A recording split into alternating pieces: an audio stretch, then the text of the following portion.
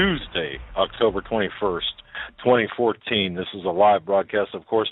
I'm Doug Hagmann in studio. With me is my son, my co-host, fellow investigator, Joe Hagmann. Together, we are the Hagmann and Hagmann Report. And as the intro says, I want to thank LM. I really, he does not want any credit for the opening. Of course, he says all the credit, give all the credit to God. Yes, indeed. But for your fine efforts, thank you so much. You know who you are. You're very important to our family. Now, having said that, folks, you're in for a great show tonight. Joe and I together.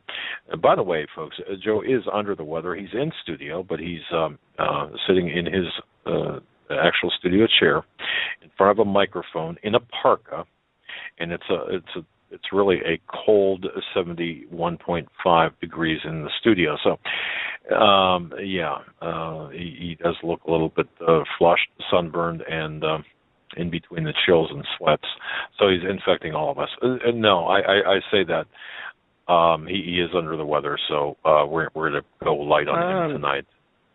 Well, I don't know about going light, but all the drugs I just took, the Dayquil, the Advil, the Benadryl, have all kicked in properly right at showtime. I took them at 7, so I am ready to go now. But yeah, I've had a temperature since last night, and I had some kind of, for those of you, last week I was gone on Monday, I believe, and I had a little procedure done. Well, I got some kind of allergic reaction to the tape used for the wound, and there was we think.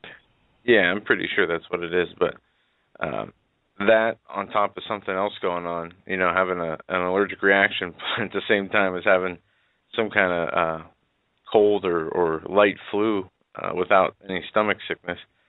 It's odd. I don't know what it is, but I'm okay and ready to go. I've got to say this. With all of the things that are taking place here, it really does seem as if that we are under attack. And, people say that. And whenever people have said that in the past, I used to roll my eyes and think, oh, come on, really?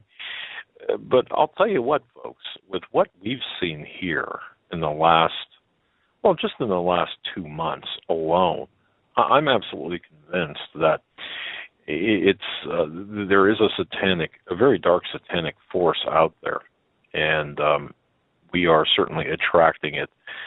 Either that or we've got the worst luck, and everything is a coincidence, and I don't believe that. I don't believe that either. And whether it's, we're told in Scripture, and we went over this the last few shows, one with Greg Jackson, one with Nathan, things happen to us for a few reasons. One, we're have allowed an area of our life that Satan penetrates and can, bring certain things upon you, or the Lord does it for your correction. So it does happen for a reason, and they say it is better to suffer for God than not to, and to be joyous when doing so. Not that I'm suffering for the Lord, but you're just suffering right now. When we get problems and when we get constant issue after issue, conflict after conflict, once one's resolved, another issue pops up. I mean, it's not always a bad thing. We have to keep a positive attitude about it, and we have to try to use it as a learning experience and a time to, seek the Lord and find out from Him. What is this you doing this work, and what are you doing? What are you trying to correct? What can I do to be of assistance, if anything? Well, it's all about obedience to me, anyway. It's all about obedience, and I believe if we serve properly, we're going to run into that resistance, and I think we're seeing that now. It's interesting because we and Steve Quayle and I spoke about this early this morning, and Pastor Langford and I last night about different issues, and it's amazing. It really is how God works in our lives, but it's also equally amazing to watch the satanic influences that attempt to disrupt what God is doing in our lives. And the important thing is to recognize, I believe anyway, to recognize what's taking place. By the way, let me just open this broadcast up tonight by saying that portions of tonight's broadcast are indeed sponsored by NatureBox, where you can order great tasting, healthy snacks right to your door. You don't even have to go out. You can leave the nitrile gloves and masks at home, forget the vending machine, and get in shape for summer with healthy, delicious treats like, everything bagel sticks. Support this podcast and get 50% off your first order. Go to naturebox.com/CFP radio. That's naturebox.com/CFP radio. And there, by the way, if you follow our little spot with NatureBox, and they're great people. I mean, great people. If you follow our little spot, that is naturebox.com/CFP radio, you will get a free trial box of 5 snacks, and you'll be hooked by then, I can guarantee you. I will say this, opening the show, if you want to hear something funny, we, and our audience knows, our regular listeners know that 2 years ago we lost our Australian Shepherd named Holly. I had her for 13 years, and she was my constant companion for surveillance. I mean, she'd drink coffee with me and with Joe, and I mean, it would just be, she was always with us, and she would alert us to any type of danger. Of course, we lost her to cancer, and then we lost King to cancer as well on September 20th, a couple of weeks before losing our iconic furry friend. We inherited, if you will, we inherited, I'll just say that, through a series of strange circumstances, an Australian Shepherd, and her name is Lady. She's the cutest, really the cutest, and she reminds me so much of Holly. And I caught her, actually, this morning when I brought her to the office, and we've got a box of NatureBox snacks on the office counter. And what she did, and I don't even know how she did this, but she was able to get one down, and it was the blueberry bag. And I was only away for like 2 minutes, if that, or a minute, and that little stinker got the bag and ran over to a chair and took the box underneath the chair. And then when I came in, I looked at her, and she had this look on her face like, I've got the snacks, you don't. But anyway, I guess that kind of announces the official announcement of our new studio dog, and that is Lady, as well as how good NatureBox snacks really are. But tonight we've got a great program for all of you who are listening and who can listen. And for the new listeners, thanks for checking in with us. We broadcast live each and every weeknight from 8 to 11 p.m. Eastern. You can find us on the internet at hagmannandhagmann.com. We're simulcast by the Christians United Broadcasting Network. Folks, if you're having trouble hearing us, wander over to the hagmannandhagmannreport.com, and there you should be able to tune in to us live. And also, we have, of course, our free app for smartphones and Android devices. All you have to do is download the free app. You should have no problems whatsoever with the free app. You can, it's off of our website, hagmannandhagmann.com, and as well as still standing on our HomelandSecurityUS.com links to the free app. So I told Joe because of his illness, the way he feels, I'd kind of carry the most of the show tonight. So if I dominate the talking, you'll understand why. But certainly, Joe. Well, we'll see here, because I'm very interested. Still froggy, right? I'm very interested in what we're going to be talking about here, and I have very strong feelings, as do you, at least about the story we talked about in the right before the beginning of the show. Well, yes, and how we have planned the show tonight, we're going to go through some important news headlines here. The first part, and of course, Stan Deyo. Tuesdays with Stan, always a pleasure. Stan Deyo during the second hour, and then the third hour, your calls at 661-244-9839. And just let me just say this again, folks. Look, the spirit of division is really going on out there. The spirit, craziness abounds out there. wherever you are. And if you're feeling it personally, understand that we understand too. We are part of. I believe all of us together are part of a remnant. We met you at the Whitestone Remnant Conference. We shook hands, we hugged, we bonded, we prayed, whatever. I believe that we are part of this remnant that are ushering in the end times or the end of the days. That does not mean, and when I say that, I always want to categorize it. It does not mean the end of the world. It just means the end of a certain lifestyle to which you might have been accustomed. So don't think that the world is going to end. Of course, for some it may, and it could end for any one of us tonight, tomorrow, whatever. We don't know. But the fact is, we're talking about situations, circumstances, events that are taking place as we reach the critical mass point, and I believe that's what's taking place right now. But a couple of important issues. One thing, and Joe, I'm going to take this first, and then we're going to get into the real war that's taking place. We had touched on it yesterday, but I really want to get into this before Stan comes on. But folks, I don't know whether you have seen this.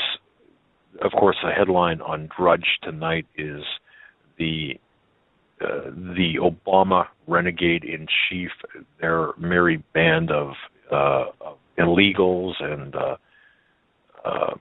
renegades, outlaws, lawless ones. They are preparing for executive amnesty. Part and parcel to that, and I just want everyone to think about this. The numbers that are being tossed about, 9 million, well, it's going to be pretty close to, based on what I've been able to research, more like 40 million illegal immigrants being ushered in. I thought you were talking about my pension. Never mind. Yeah. No, your pension. Do we even have a pension? Who's our pension person? My pension is the squeegee and cloth when I retire. And folks, look, I know so many people are feeling the squeezing out of the middle class, and that's what this is all about. I mean, in order to really destroy a country from within, you destroy its moral and moral fiber, the integrity, the religious, or the Christianity, essentially. Ability to be self-sustainable. The ability to even have it when working full-time, still not being able to pay for your basic necessities, such as rent or mortgage, groceries. That's right. And, the bare essentials for the month. I mean, people with full-time jobs are not even able to do that. They have to have a spouse that works also, or they have to work 2 jobs. It's getting bad, and it's something we're going to have to do. Is all of us need to do certain things where our specialties lie. Whether if you like to garden, or you like start collecting seeds and learning how to grow plants, food, vegetables. I mean, there's just many things. If you're a good carpenter, a good worker with your hands and tools, start making ideas about if things were to go south, how you could do things to work within a community to make things restore things to back to their previous form. Very well said, and just understand, folks, that we are all in this together. If you feel alone or lonely, look, we understand that. I was doing some research. Again, it seems like I go down rabbit trails, and sometimes, and where I do pop my head out, it's always in an odd place. But those rabbit trails can be distracting. They can, and in fact, it was so distracting. I watched, for whatever reason, the last recorded concert. Not the whole concert, the last recorded song of the concert of Elvis Presley. I think a week or so before he died, back in 77 anyway, or 78. I don't recall, 77, I believe it was.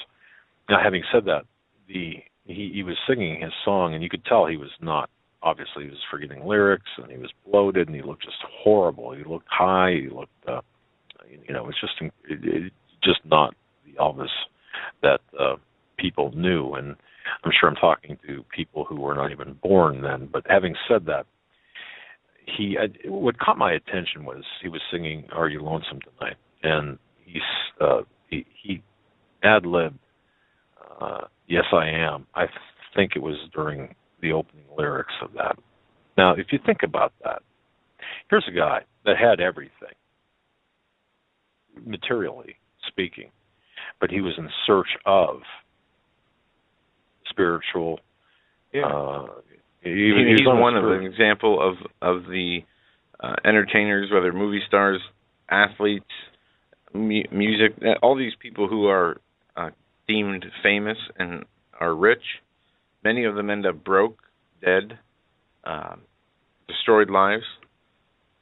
Exactly. And so, money, of course, having money doesn't solve everything. I like to say it makes life a little bit easier to have money, but there are many people out there that in fact, I don't know any wealthy friends. You know what I mean?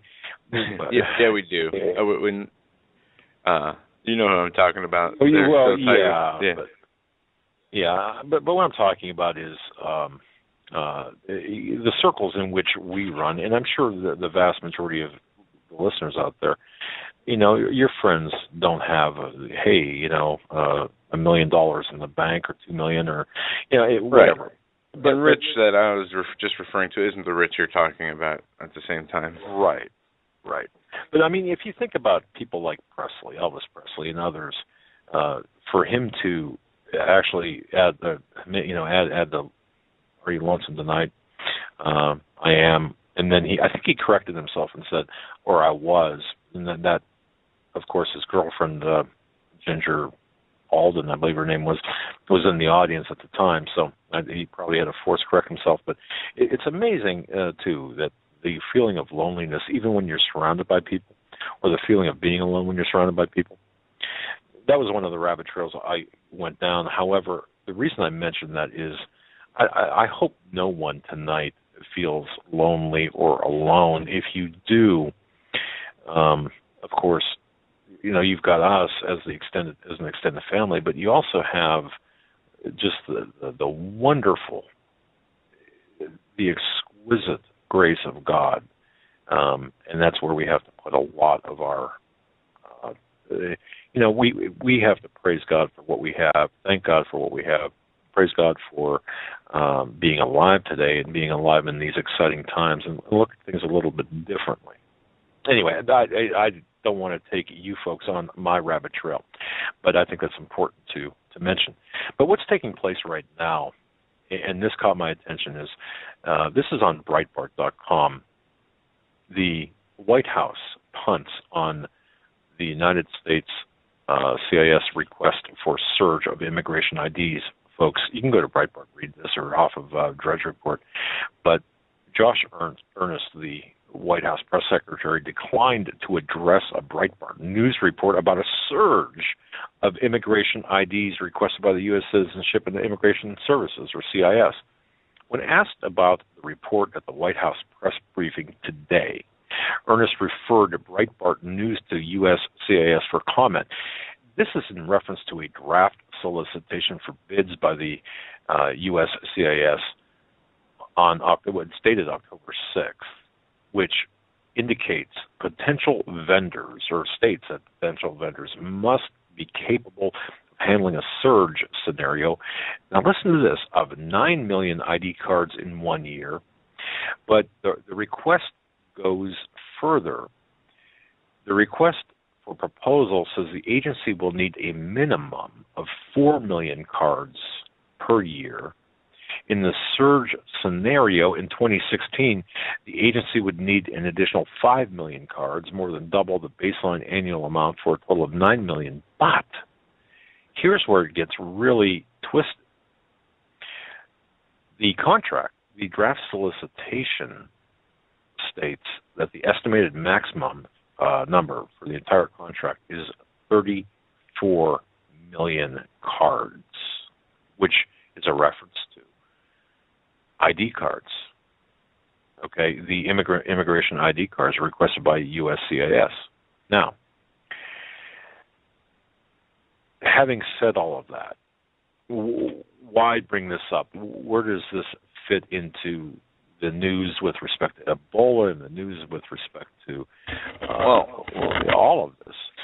I can say where it does fit into, and if I find my paper, there is a new law, this pertaining to the healthcare system, the upcoming electronic, technologically electronic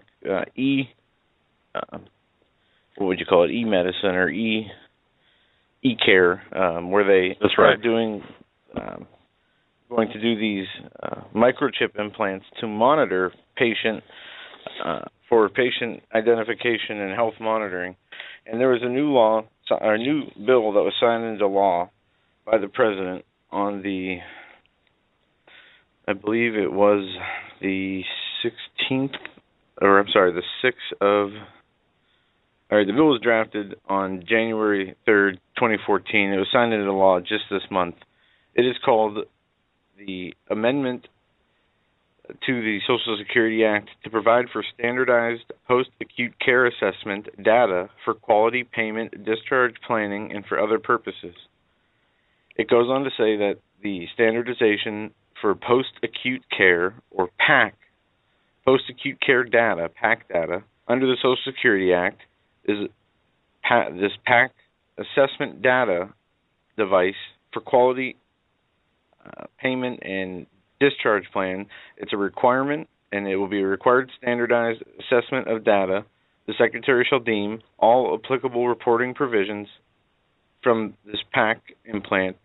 The standard patient assessment data is required in accordance with subsection B, which I'm not going to go through this whole thing, but just they talk about a few things in here that are interesting, and they point out something that is very unsettling. They talk about pre-market surveillance and post-market surveillance. They're talking about after a device is inside of you. The post-market surveillance is what that refers to. Well, they talk about this, and I pointed this out to my dad yesterday, and he said it could be maybe nothing of importance, but it talks about when requiring the quality measures to find out how the people who have received whatever kind of care this is, what the quality of the care is if they have problems. One of the 4 problems listed, or 5 problems listed, is the integrity of the skin and changes in the skin integrity, and also the accuracy of communicating the existence of health information from individual to individual or individual to health providers in real times for services to the individual for the greater good of public health. Not in those words. Right. And just to really kind of make sure that it's clear to people, what Joe is talking about is when he talks about health surveillance, it's like monitoring the Ebola patients. However, this is on a complete, total patient level. Yes. This is the thing. They're starting it out with pilot programs. That's right. In this bill, they lay it out, and it's H.R. 4994. H.R. 4994. They talk, and this is an amendment to the Social Security Act. So they start getting into their pilot programs, how they're going to begin with certain people who are in nursing homes and who need more long-term care. They're going to spread from there and make it available to other places and people for other reasons, to the point where they're going to implement it as the law and make a requirement that it has to be, you have to get this device. And if it states in here, if you go to a hospital and you don't have the device, that you have to get the device if you want care. If you want your Social Security, you have to become part of this program. It says it right in the bill, guys. Read it. It's H.R. 4994. It's only like 20 pages. And that is again, that's a pilot program.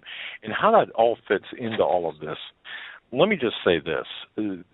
A lot of people will tell you that what's taking place here with respect to this illegal immigration is, in fact, a way to get more Democratic voters. Well, I suppose that if you've got a list of 10 things that this blanket amnesty this illegal blanket amnesty by the renegade in chief, that's far down on the list. And it really, I don't want to say it's a red herring, but it almost is a red herring, because it really doesn't matter with respect to the voting booth when it comes to illegal aliens and illegal immigrants.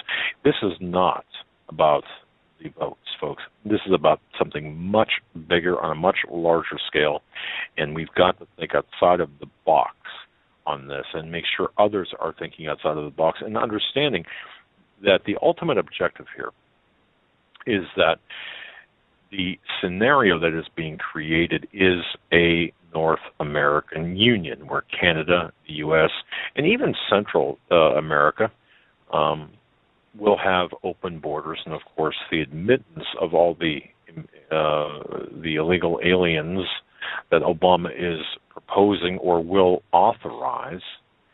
You're going to see an increase of the U.S. population, and by well over 10%. Of where it's at right now. Sorry for interrupting you, but I'm going to open this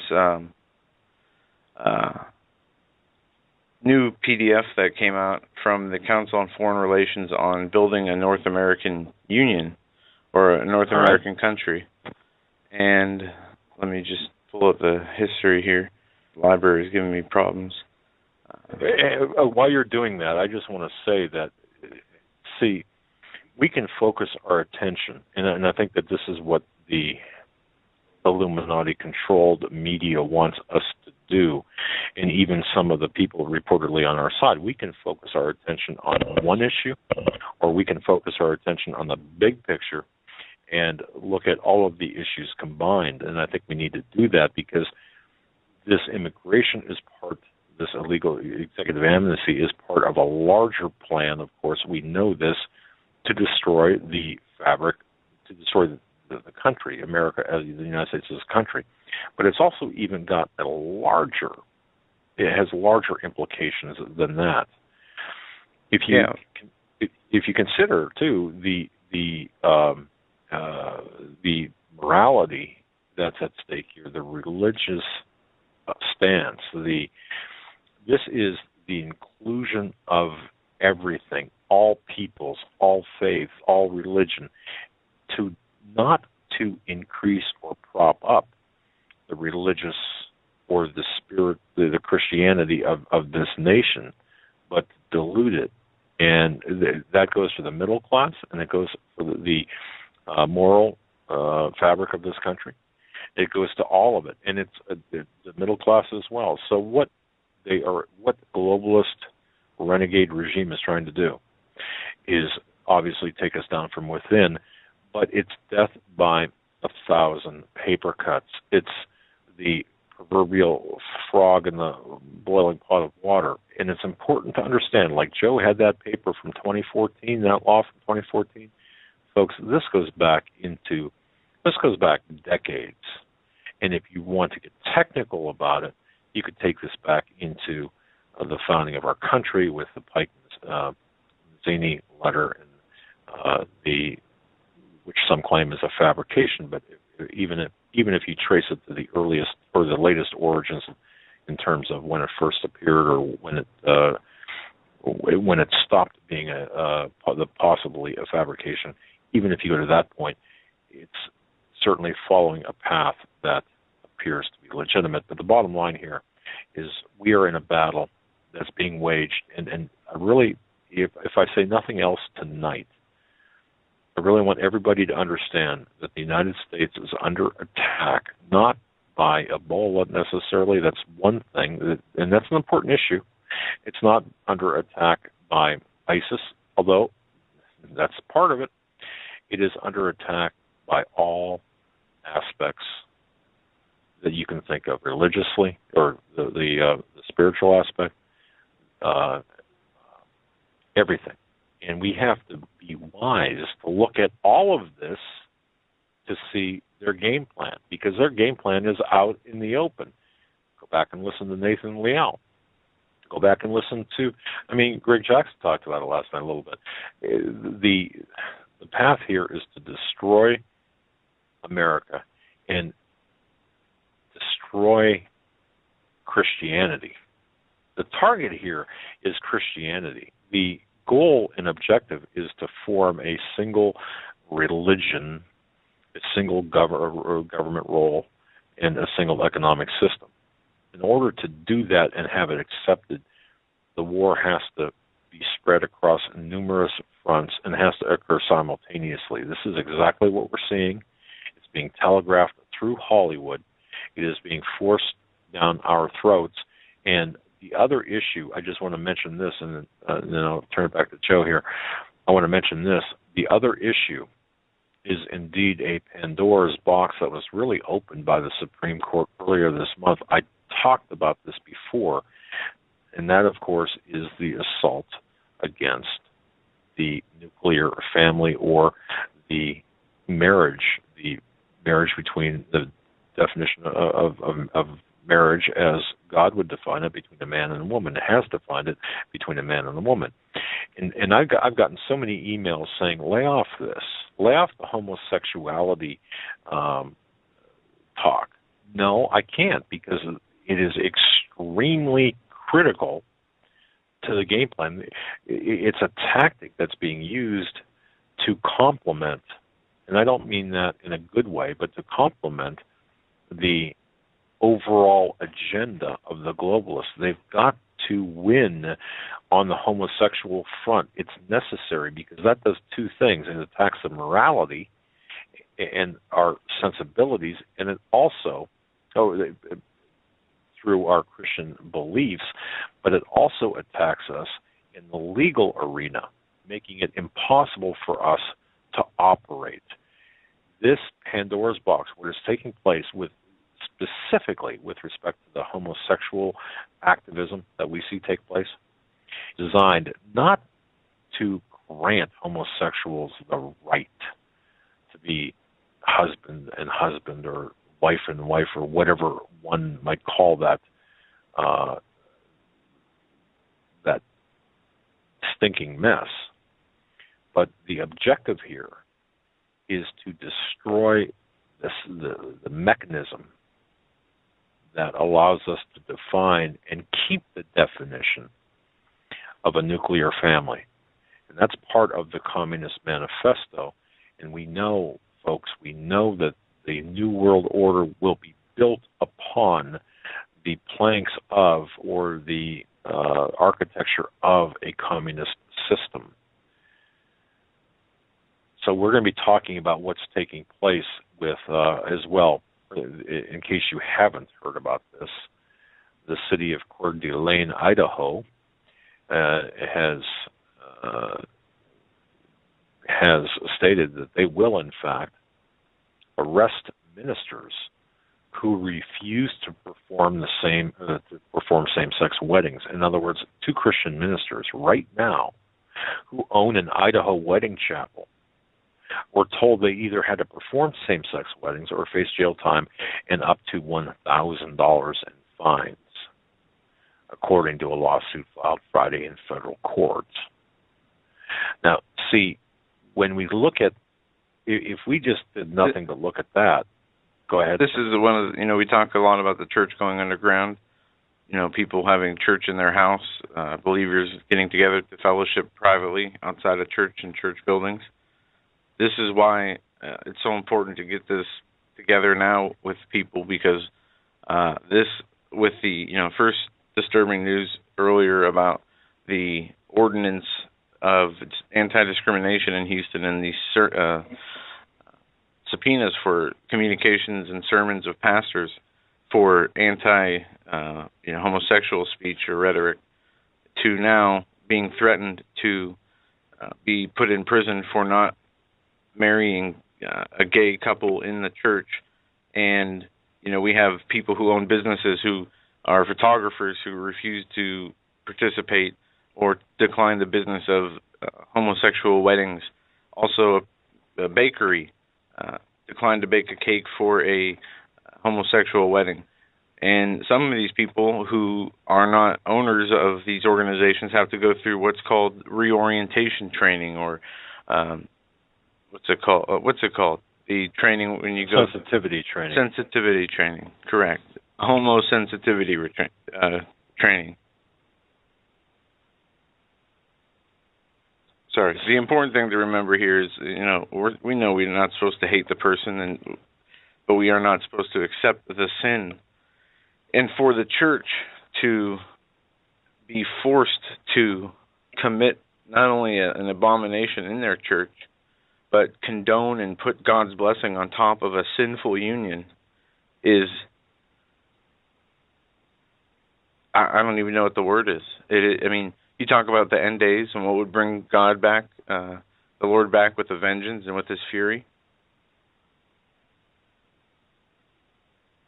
Well, as I was discussing earlier, when I was out of the studio, you look at it. If we do nothing but read the Bible and understand what's in the Bible, in the description of the last days, as in the days of Lot, I think that we can get a good sense of the timing of where we're at here, which should provide the urgency or create the urgency or the sense of urgency among everyone listening to this program, as well as your family members, if you can instill that sense of urgency within them, if they're not caught up or transfixed with respect to, or with it by the TVs, televisions, and the television shows, or sports, or whatever. So the reason that we are bringing these different issues up, now we've seemingly talked about immigration, and we've seemingly talked about homosexuality, same-sex weddings and such, but there's more, because we look at all of this is connected. If you look at the economy, the economic sector, look at the desperation, look at the rampant criminal manipulation of the stock market, of all of the commodities markets, and in particular the precious metals market. Well, people might say, well, you're all over the place, Doug, Joe. You're all over the place talking about this stuff. No. Folks, we have to look at this for what it is, and this is a war. And all of these are battles of the same war. This is a war between good and evil. This is a war that is taking place in the heavens, and it is now manifesting itself here on earth. And if you don't believe me, just look at some of the nonsense as well among so-called truth seekers out there, and some of the outright nonsense that they are embroiled in or attempting to do to others out there. It's just it's incredible. You can tell when the battle is heating up, when you have enemy agents, so to speak, inside your barracks and knocking off the good soldiers. If that seemed a little bit cryptic, it was meant to. But anyway, having said that, we are seeing a battle being waged right now that is so incredibly fierce. Yeah, yes, it is. Oh, and in so many ways. Go ahead. I would give a starch warning, and I heed this myself, that the examples of people in the Bible, such as Daniel, Shadrach, Meshach, and Abednego, Job, so many of the Old Testament prophets and people that with death or to comply with the government or kingdom's rule, like making a law that every time the bell rang, you had to bow down to the statue of Nebuchadnezzar, and Daniel refused to do it. You had many other, Job, have his whole family and everything he owned taken away from him, and he did not lose his faith. Peter, being the foundation of what a true Christian should be, failing, and becoming back stronger than he was before. So when all this stuff is going on, the more injuries we appear to suffer, the more hardships we seem to go through, we have to continue to get stronger and stronger, and use these smaller issues now to prepare yourself mentally and spiritually for the bigger issues when they do come. Precisely. So what I would urge everyone to do when you do scan the news headlines and you want to know, for example, and this is something that we all wrestle with, I believe. You're looking at the headlines, you're wondering, well, geez, is it Ebola, or is it ISIS, or is it another terrorist threat, or is it the economy, or is it the assault, all-out assault against Christian ministers, or against Christianity in general, or is it the changes in the weather? The answer is yes to all. Yes to all, because all of the battles are being waged all simultaneously. Whereas before we could handle, think back just 5 years ago, Joe and ladies and gentlemen, where the headlines were manageable. At least you could actually sit down and read, for example, read the headlines on Drudge once every day, or once every even 2 days or day and a half, and understand, okay, this is what's going on. Today, they are hitting you from all directions, multiple times per day, and this is by design, to take your eyes off of, or to make you focus on one particular situation as opposed to the entire picture. But one of the greatest, and Joe, this is where you came in earlier when I was looking at this. And you know what? Before I even get into this, I got an email, and I just want to thank Dan for this. I suppose we could celebrate God's wisdom. God's wisdom is revealed before we get into the bad news. I mean, think about this. Think about how perfect of an arrangement that He has made for us.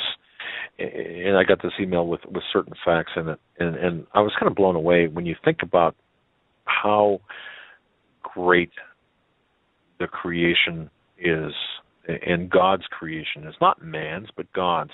For example, and some of this, folks, you might already know. If not, well, now you'll learn something. But God's wisdom is revealed in His arrangements, for example, of sections and segments, as well as in the number of grains. Think about this. Each watermelon, non-GMO, of course, has an even number of stripes on the rind. Think about that creation of a watermelon. Just a simple thing like that, a simple watermelon. Each watermelon has an even number of stripes on the rind. Each orange has an even number of segments. Each ear of corn has an even number of rows. And each stalk of wheat has an even number of grains. Every bunch of bananas has on its lowest row an even number of bananas, and each row decreases by one as you go up, so that one row has an even number and the next row an odd number. You know, the waves of the sea roll in on shore 26 to the minute in all kinds of weather, regardless of the weather. And all grains are found in even numbers on the stalks, and the Lord specified 30-fold, 60-fold, and 100-fold, all even numbers. God has even caused the flowers to blossom at certain times during the day. One example is the Linnaeus. I think I'm pronouncing that correctly. Linnaeus, the great botanist, once said that if he had a conservatory containing the right kind of soil, moisture, and temperature, he could tell the time of day or night by the flowers that were open and those that were closed. The point I'm making from this is the lives, our lives, the lives of each of us may be ordered by the Lord in a beautiful way for His glory if we only trust Him. and understand that He is the Creator.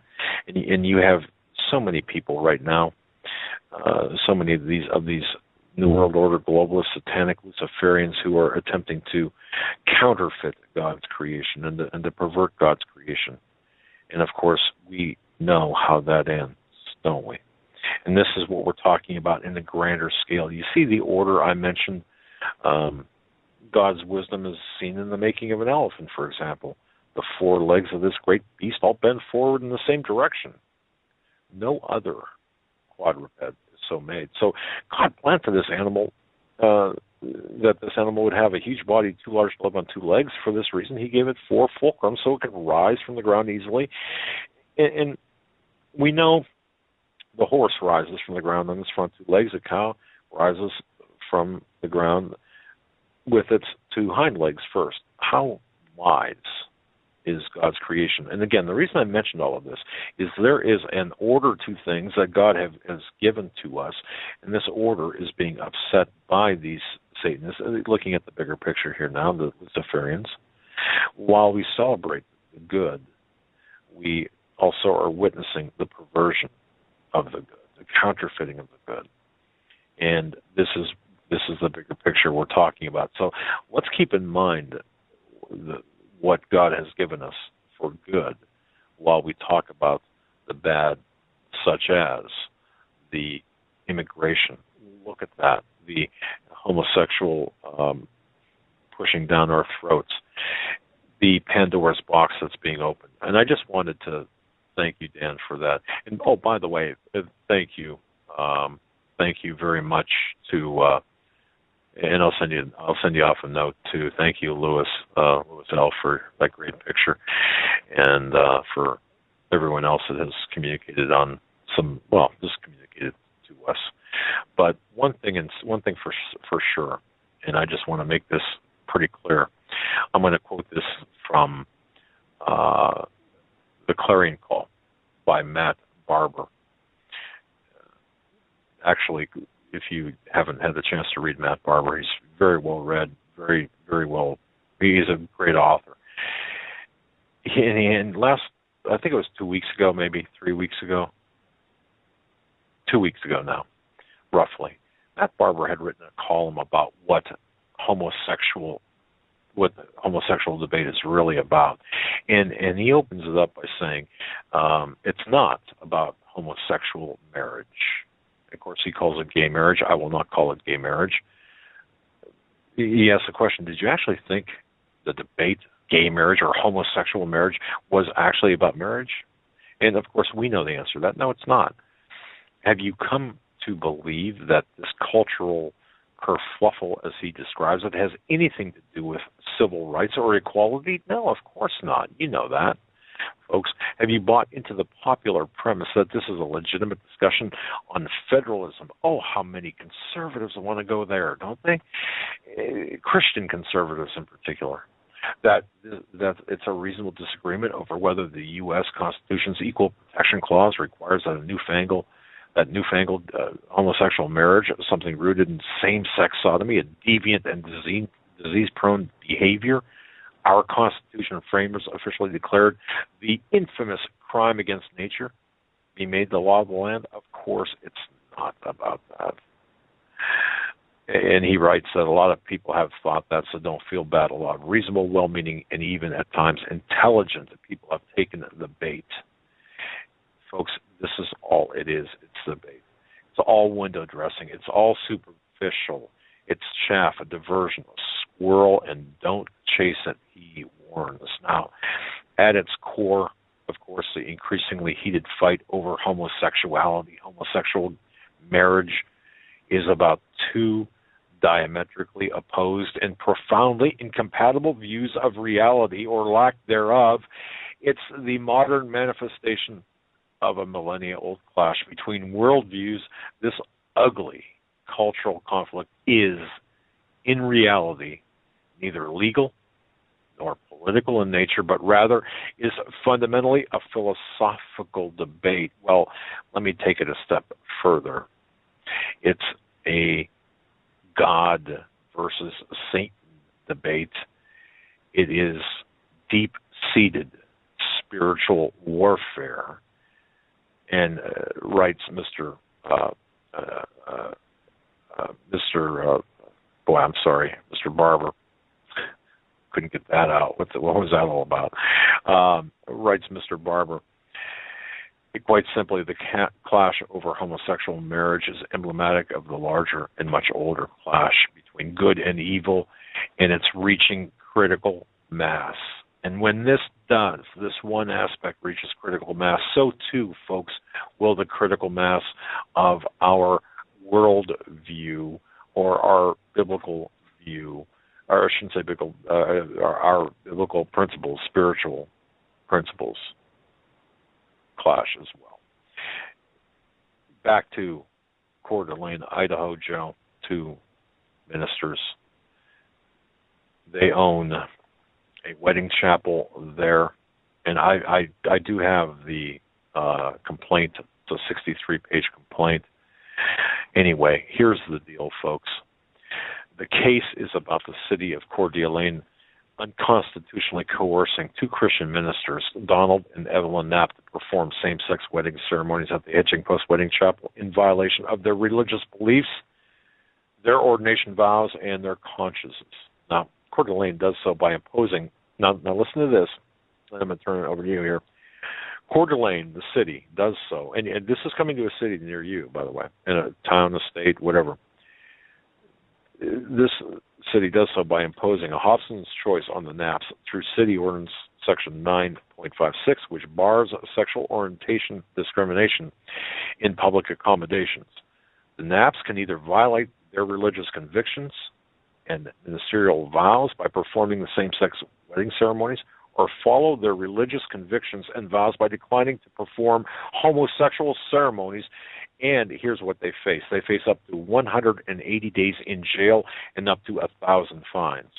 Worse, and listen to me carefully, because this is where everyone is going. This is an illustration that the homosexual activist community, they don't want equality. They want us in prison. When I say us, I'm talking about Christians who refuse to bow, to bend a knee, and or give our imprimatur, our grace to this abomination before God. Listen to this. Each day the Knapps decline to perform the requested same-sex wedding ceremony, they commit a separate and distinct misdemeanor, subject to the same penalties. Thus, if the Knapps decline a same-sex wedding ceremony for just 1 week, they risk going to jail for over 3 years and being fined $7,000. For the past several months, the city has privately and publicly threatened to apply Ordinance Section 9.56 to the Knapps if same-sex marriage becomes legal in Idaho and the Knapps decline to perform the same-sex wedding ceremony at their wedding chapel. And we see now, of course, the Supreme Court just opened what would be called Pandora's Box, as I referenced from the article from Clarion Call by Matt Barber. So now we're seeing a picture emerge here, are we not, about where each and every one of us, this abomination is going to be pushed down our throats. How are they going to destroy Christianity? How are they going to make us bend our knee in favor of the state? Through imprisonment and fines. And they are also going to, look, that's just one battlefront.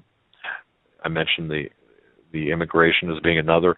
Ebola, of course, is yet another. The bioweaponization of Ebola, there's something that stinks there. But folks, all of this is happening so rapid, at such a rapid pace.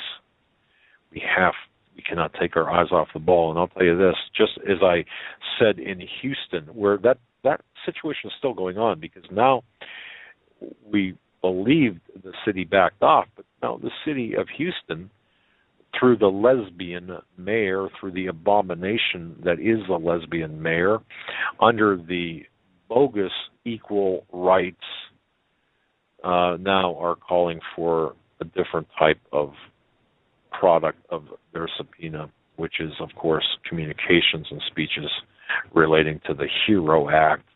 And of course, I will say this: we should surround the City Hall of Houston.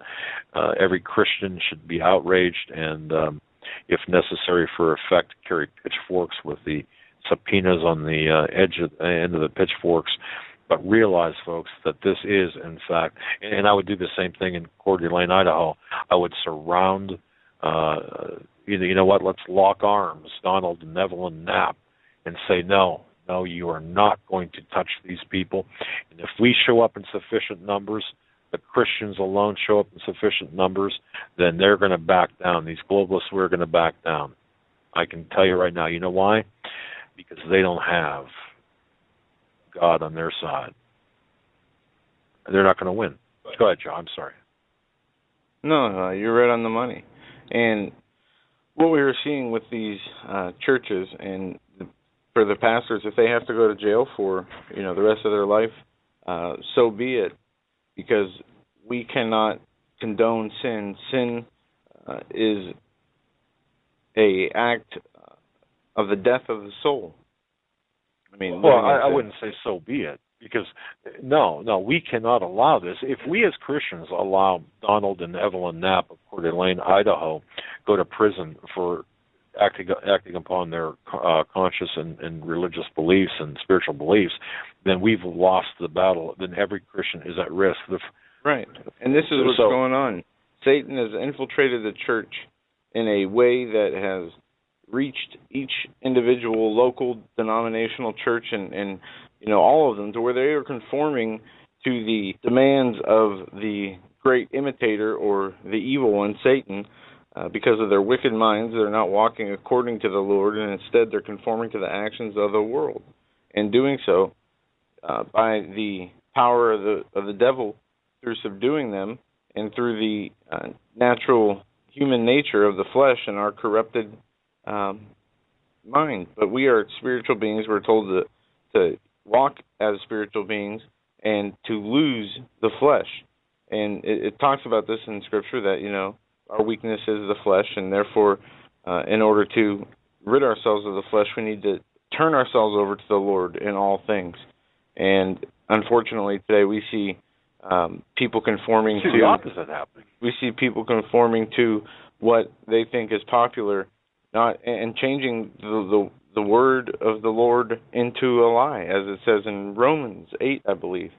Let me just look over here, and then we'll go to our break, as Stan will be joining us. But in Romans chapter 8, it says, "Therefore, no new commandment to them which are in Christ Jesus, who walk not in the flesh, but after the Spirit. For the law of the Spirit of life in Jesus Christ has made me free from the sin and of death." It goes on to say that the righteous walk after the law, but there are those who also walk after the flesh, not the Spirit. And the flesh is of the mind, and things of the flesh, but they that are of the Spirit think of things that are in the Spirit. To be carnally minded is death, to be spiritually minded is life. And as it continues in Romans 8 to talk about the differences and points of carnality and of the Spirit, it says, "For who hath changed the word of the Lord into a lie?" If I can, let me just add one thing, not to, of course, not adding to the word, but adding to the conversation one thing. Remember how we talk, folks, we talk about things like DNA, changing the DNA. We talk about consciousness residing outside of the body. We talk about the different issues with respect to the Nephilim. Why would we even talk about the Nephilim? Why would we talk about fallen angels? Why would we even do this? Why would we talk about the corruption of the seed of Adam? Because it's important because of what you just said there. It's like trying to get involved in the Israel-Palestinian conflict right now without having any historical background, except for the last 30 days, 60 days. Right, because it when it comes right down to it, ladies and gentlemen, the mark of the beast, for example, to accepting it knowingly, I'm sure. Well, I shouldn't say I'm sure. I would offer this to you for your consideration would definitely change our DNA. Okay, so it does come down to the DNA. It does come down to the blood. It does come down to the. It's an interruption of our spirit, of our consciousness between God and us. So yeah. I don't know if you understood that, but or if I made sense when I said that. Well, yeah, and let me read. I was wrong. Romans chapter 1, and it says, "For the invisible things of Him from the creation of the world are clearly seen, being understood by the things that are made, even His eternal power and Godhead, so that they are without excuse. Because Him that knew God, they were glorified Him not as God, neither thankful, but became vain in their imaginations, and their foolish heart was darkened. Professing themselves to be wise, they became fools, changing the glory of the uncorruptible God into an image made like unto corruptible man, and to birds, and to four-footed beasts, and creepy things. Wherefore God gave them up unto uncleanness through the lust of their own hearts, to dishonor their own bodies between themselves. Who changeth the truth of God into a lie, and worshipped this, and served the creature more than the Creator, who is blessed forever and ever. For this cause God gave them up unto vile afflictions, even their women did change their natural use, that is which against nature. Likewise did men, leaving the natural use of the woman, burned in their lust toward one another, men with men, working that which is unseemly, and receiving themselves that recompense of their error which was meet. And even then they did not like to retain God in their knowledge. God gave them over to a reprobate mind to do those things which are not convenient. But being filled with all unrighteousness, fornication, wickedness, covetousness, backbiting, haters of God, without understanding, who knowing the judgment of God, that they who commit such things are worthy of death, not only do the same, but have pleasure in them that do them. And that's the end of the chapter.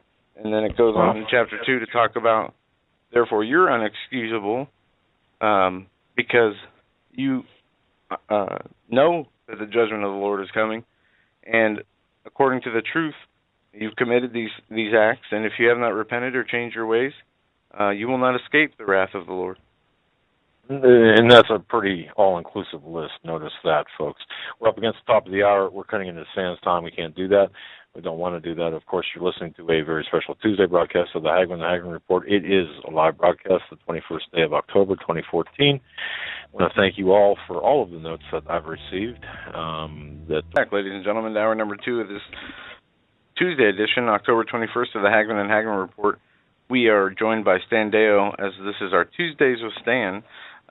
Every Tuesday, Stan joins us in the second hour. We talk about a number of things, from current events to Bible prophecy to Stan's expeditions and adventures, and his finding of the Garden of Eden, the location of the Garden of Eden. I'm convinced, folks, if you haven't seen it, if you haven't gotten a hold of or seen that presentation, oh my goodness. We need a comic book character based on Stan in his life. Indiana Jones. I mean, that's not a comic book character, but yeah, he needs his own. But with that, Stan, how you doing? Oh, I'm fine, guys. I'm fine. Comic book characters, hey? Indy Deyo. Indy Deyo. I like that. Well, of course, that's not a comic book character. You are the real-life Indiana Jones, folks, for the people that don't know him. Yeah, I suppose some people would say that's probably true, that I'm a character.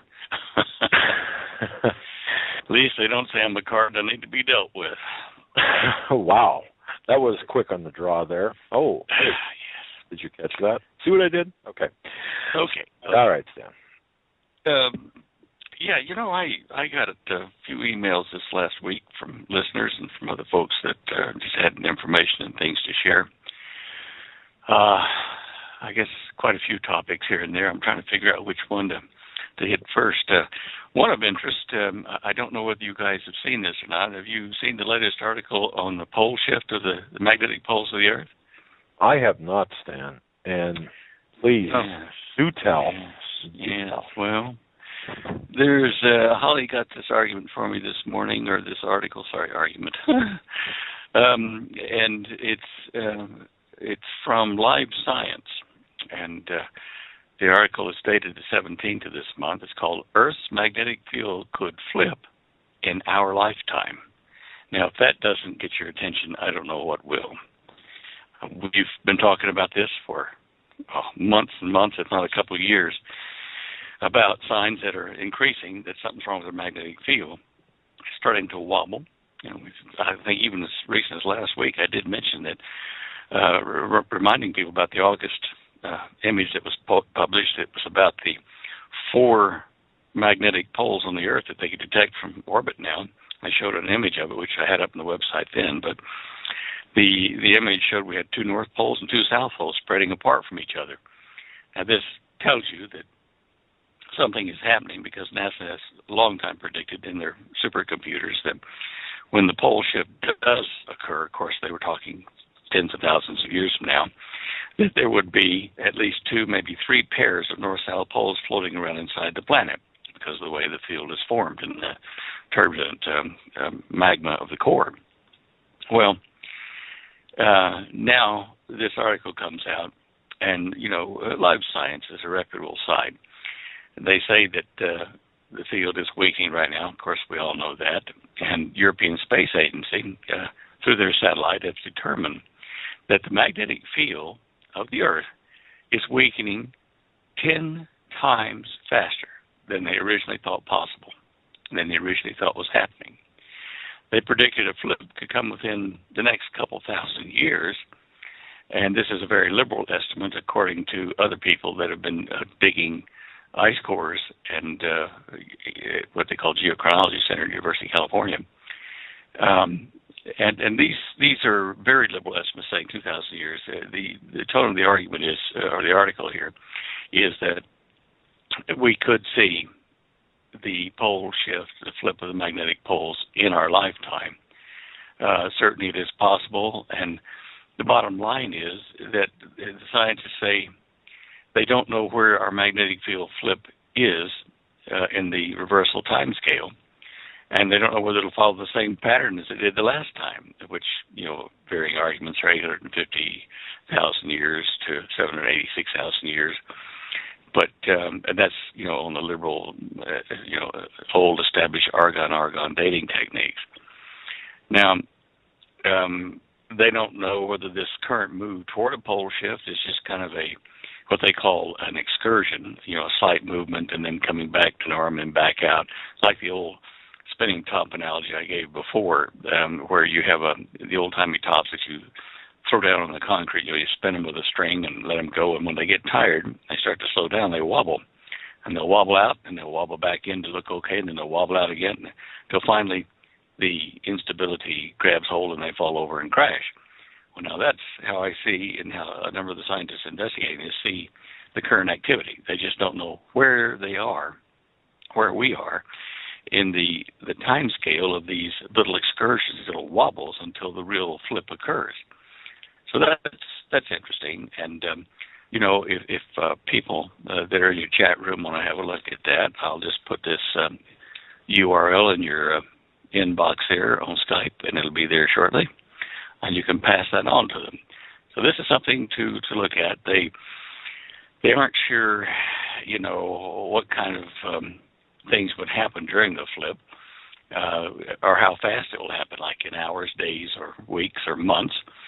But certainly it is something we need to be aware of, because they say that they theorize or hypothesize that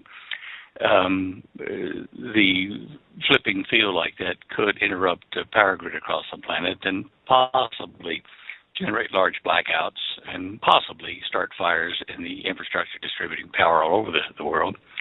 And that this could be triggered by a number of things, even a very energetic coronal mass ejection from the sun with its magnetic properties. If we had a really heavy one, it might just tip it over the edge.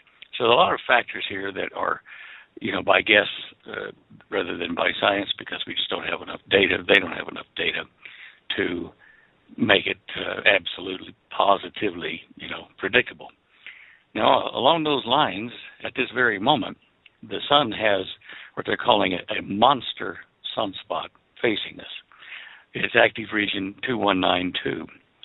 Now, this region has already emitted one M-class flare and an X-class flare, X1 class, which is starting to move up there a bit.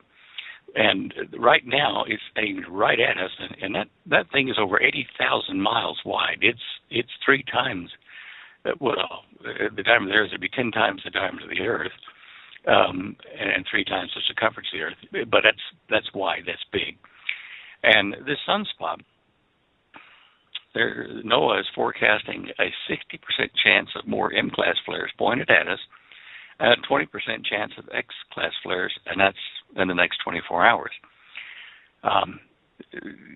You and I have talked about this before, Joe, that the sun is strangely quiet for numbers of sunspots, but it's also unusual, and when it does produce CMEs and coronal mass ejections and flares, it is being very unpredictable, and scientists are still scratching their head about what's happening with the sun. It's going to do something unusual, I think, in the next decade or less. And as you know, we're just coming off of the second peak of sunspot count for this solar sunspot cycle. So in the next 12 years, or 11.8 years would mean between the peaks, sometime between now and the next peak, I'm thinking we're going to see some extraordinary behavior from the sun, but that's a whole other discussion. Wow. Okay, so there's 2 issues here that you referenced. The first, if I can just kind of grab your hand and bring you back to the pole shift. Okay. What would that mean? A pole shift. Tell me again. I'm not sure I understand the complete significance. If we experience a pole shift, what would that look like? Well, the compasses would start to drift, be erratic. Okay. I can handle that. Well, then the other thing is they aren't sure what will happen as it goes through the minimum magnetic field stage, whether it will go to absolute zero magnetic field or whether it'll just be kind of wandering. But it will be weakened. And the fact that it's weakened, yeah. No, I was just going to say that they've found, woolly mammoths and different animals that were... Folks. It's Sheila Zielinski here, the Weekend Vigilante, to tell you about a very special offer. What did you just do? for the listeners. Sorry about that. I clicked the button. No, what I was saying is they found animals... Buttons, Joe.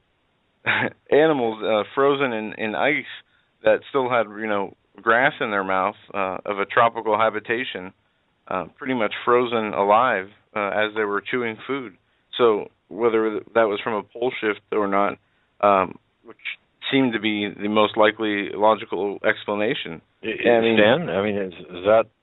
Well, let me say that there are a number of articles that have been written by Christian authors and scientists, which tie the freezing of the food in the mouth of the mammoths to a catastrophic event which caused the ridges between the continents to open up, and the continents to drift apart rapidly, forcing steam and water up in the upper atmosphere, which immediately froze and fell down on those portions of the planet where the mammals were living.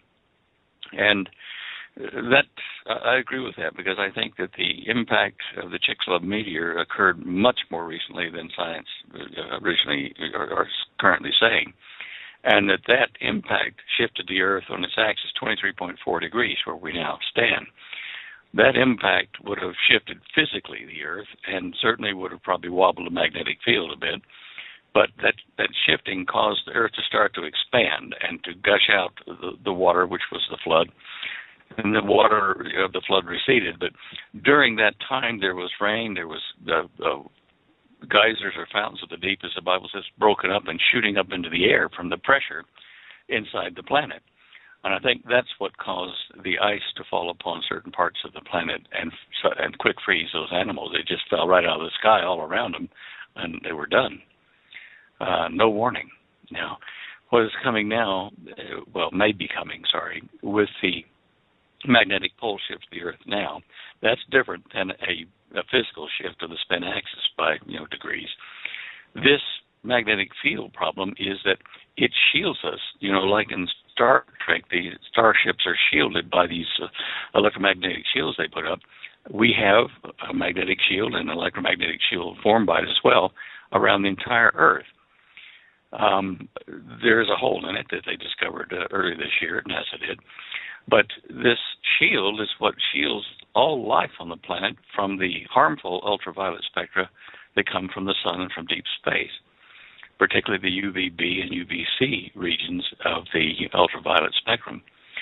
Now, that's what concerns me, and they don't know whether there will be a sudden increase in cancers across the planet as a result. And I'll say this, having talked to people that were caught underneath the edge of the South Atlantic anomaly, which is a hole in the magnetic sphere, they were exposed to the ultraviolet radiation from the sun on the very periphery of this hole opening up and drifting a bit. I talked to them at the time it was happening, and adults and children were getting nauseous, disoriented. People were sent home. Kids were sent home from school, and they were feeling like their bare skin was being hit by millions of little tiny needles from the sunlight. And I felt that myself over in Perth when we had the ozone hole drift over Perth for a few days. And on the bare skin, it is quite uncomfortable. Now, that would occur not just for a few minutes or a couple of days. That would be something occurring over weeks and months as the field restabilized. So where you were underneath that could make you sick, could make you break out in rashes. It also reduces your immune system so that you're more susceptible to viral diseases and bacterial infections.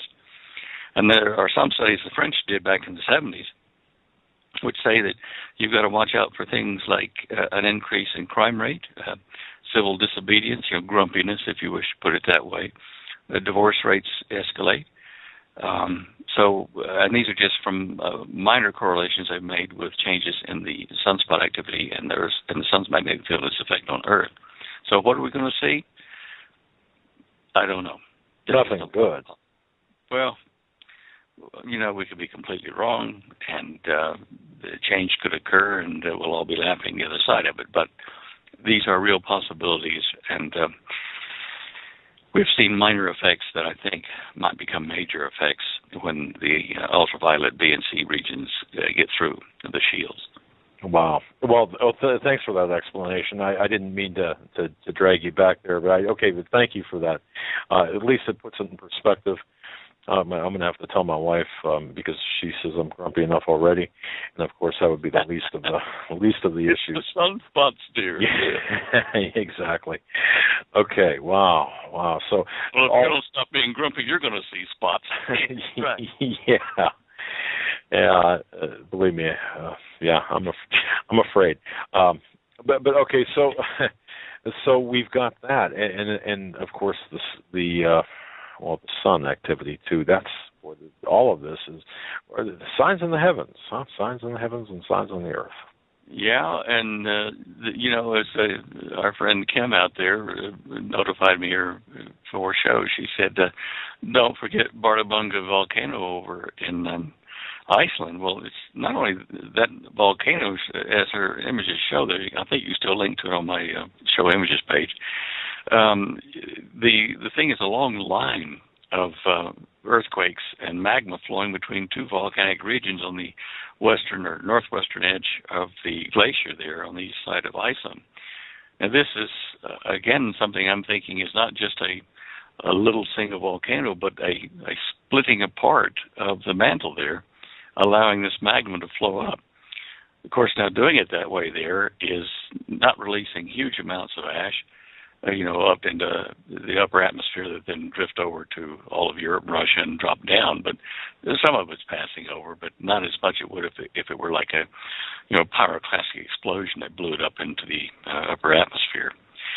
However, that happening there, and certainly sinkholes still are occurring around the joint, around the planet, tell me that the Earth changes include earthquakes, and obviously around the tectonic plate borders, because that's where the stress will be released, most probably, and a new tectonic plate border forming between Florida and North Africa, which the Spanish reported a couple of years ago. But you know, even the Hopis say we're headed for a weird time with the sun, where it gets extremely hot. And I keep coming back to that. The heat can be infrared, which will fry you if it gets as hot as the Bible is talking about, or as bright, and it were just infrared from the sun, it would burn us to a crisp. There just wouldn't be anything left on the planet. And the Bible does say that a third of the earth's green trees and grass will be burned, and fish, etc. A third of them will be burned by the action of the sun in the book of Revelation. To me, this indicates quite possibly that there will be a sudden event from the sun, and it will release a burst of light in various frequencies, which will hit the Earth that is facing it at that time. And the damage area would be less than half the planet, but more than a quarter. So about a third of the planet's surface would be suddenly exposed to withering radiation, perhaps in the ultraviolet range, and it would cause the kind of damage the Bible speaks of. So I don't know. That's and Stan, in the Bible, it does talk about this in Isaiah 30, that it says, "Moreover, the light of the moon shall be as the light of the sun, and the light of the sun shall be sevenfold, as the light of 7 days in the day of the Lord, that bindeth up in breach his people, and healeth the stroke of their wound," making reference there to the moon being 7 times brighter due to the sun's being brighter 7 times more than it was. And that's a sign for those in the last days that things are, or we are in the last days. And, we look at the sun now versus 20 years ago. The sun is a big white ball that we can't look into. And I remember a time where you could look at the sun without blinding yourself for 20 seconds temporarily. But not today. Yeah? Well, yeah. Yeah, no, I'm just being silly, Joe. The sunlight is going more toward the ultraviolet spectrum, which is more blue-white, and certainly it's growing brighter. But I suspect that the time when it gets 7 times as bright will be the time that it fries the surface of the planet that is facing it at that moment. But the Hopis say the Earth will become hot for several weeks. The sun will heat it, and we'll have to hide underground. Now, what may happen is because it only directly hits a third of the planet, it cooks the atmosphere and the surface and creates smoke, heat, etc., that's poured into the Earth's environment, which will then spread across the planet and raise temperatures on the parts of the planet that weren't directly exposed to the ultraviolet explosion from the sun. That's kind of the way I see it. I could be wrong, but obviously people survive because people have to, survive in the tribulation period and go into the millennial age, or a certain number, maybe not many. That's kind of the way I see it, guys, anyway. But if that does happen, just to be clear, for example, if we were at ground zero of that event, what would protect us? Shelter? I mean, living in a basement, for example. And I know this may sound just totally academic to you, but I'm just looking for. In other words, would the rays go right through like a house? They probably wouldn't, but it depends on whether fires start around you because it's going to burn even green grass and green trees. Now, imagine that kind of withering heat being outside and going through your glass windows and whatever. That's why there's a mention in the Bible about, rocks fall upon me and hide me from the wrath of God, and seek out the caves to hide in them. That's why you've got to get out of that extreme just oven burst. I don't know. It may hit mainly over ocean area somewhere, because it's going to kill a third of the fish too in the ocean, so it's going to have to cover that. We know it will be kind of facing toward our equator, either north or south, depending upon the time of year, on our seasonal adjustment for our axis. So Pacific Ocean is pretty big. It might hit our west coast and China and Japan. And they might go the other way and hit the East Coast and a lot of Europe. Because a lot of the activity in one world government and that kind of stuff that will come in the Antichrist reign is over in Europe and the Middle East, that must be surviving it. So that kind of helps you position where that blast may occur. And hopefully, guys, believers will not be here at least the ones that were, taken in the rapture. But if we are here, then we just got to pray that the good Lord puts us in a place where we need to be of safety, if that is indeed what we need to do to serve the cause.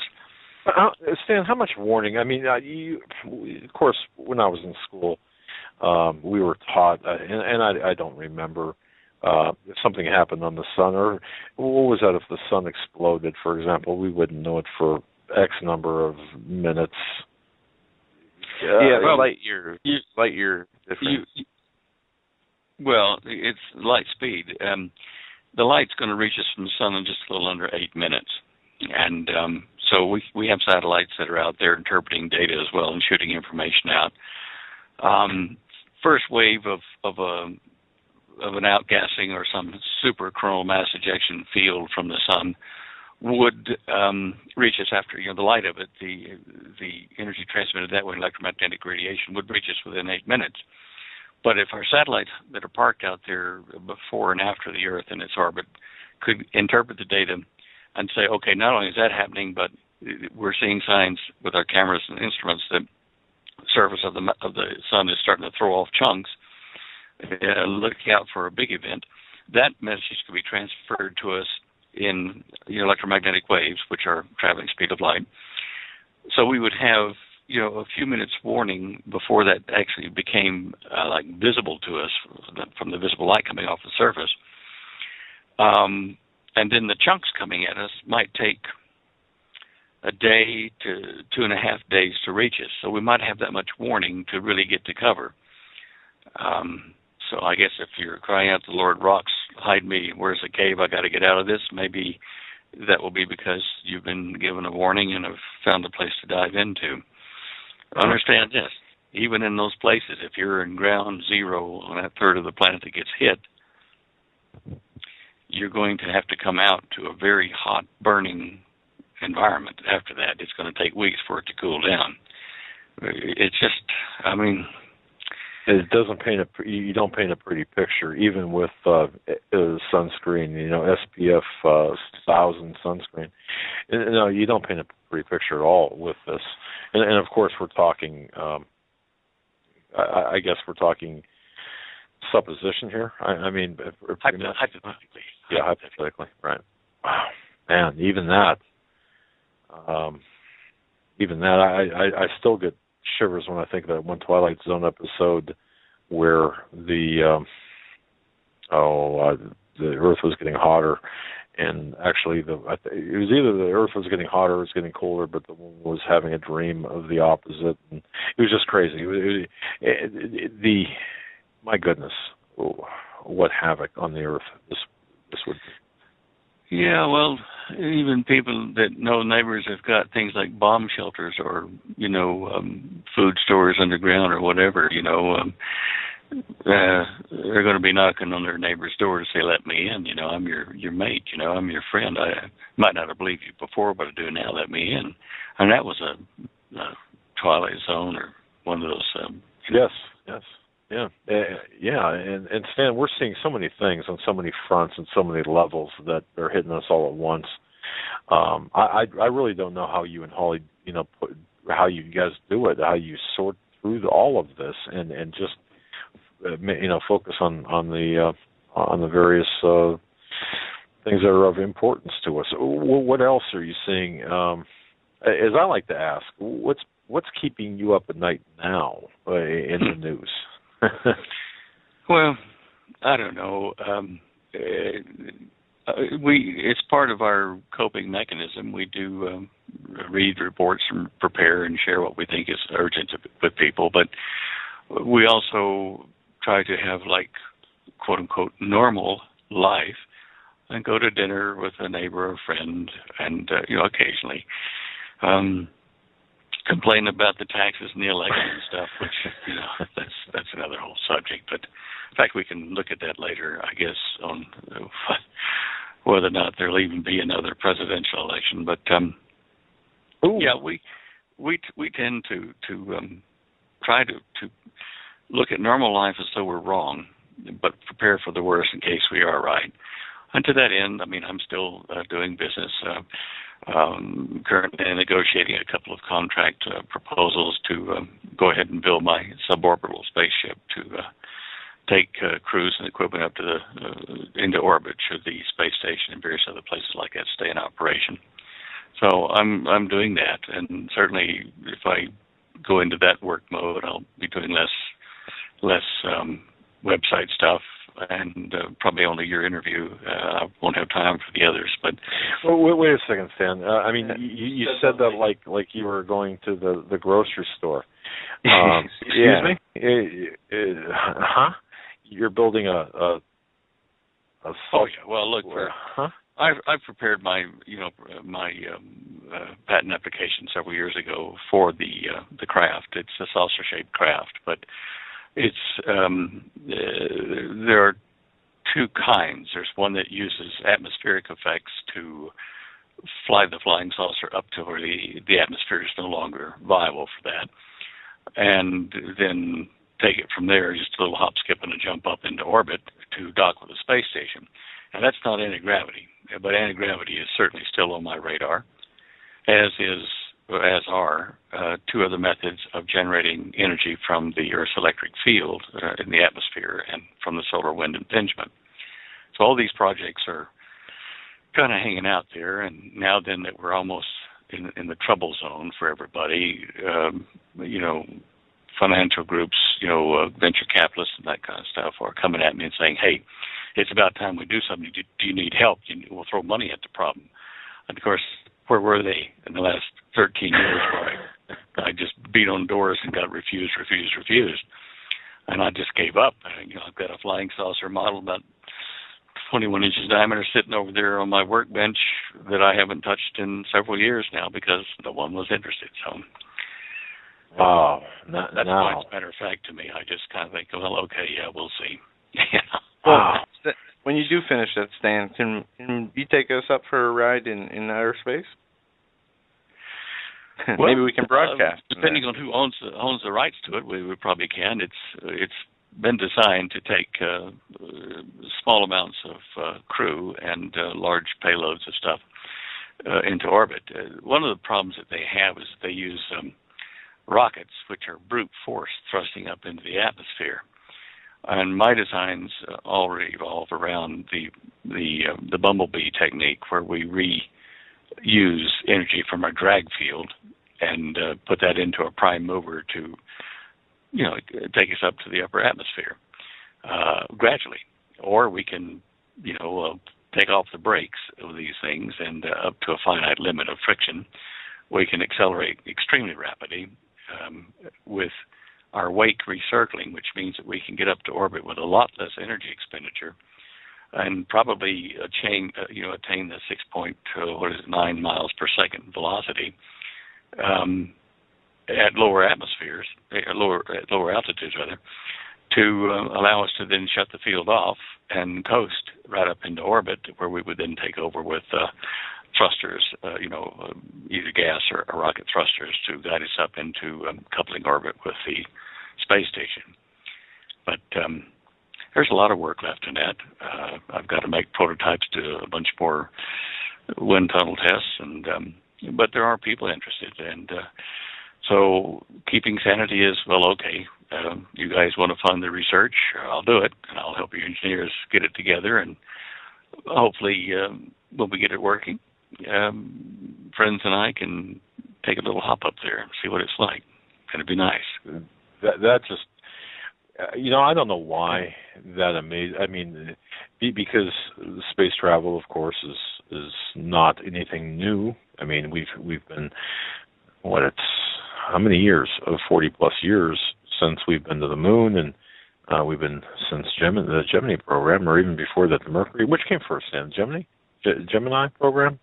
Or Mercury, or it's been a while. Gemini, I think, and then Mercury. I think. Okay, but it just sounds different than it just sounds like exotic as opposed to plane travel. But I guess it shouldn't when we really think about it.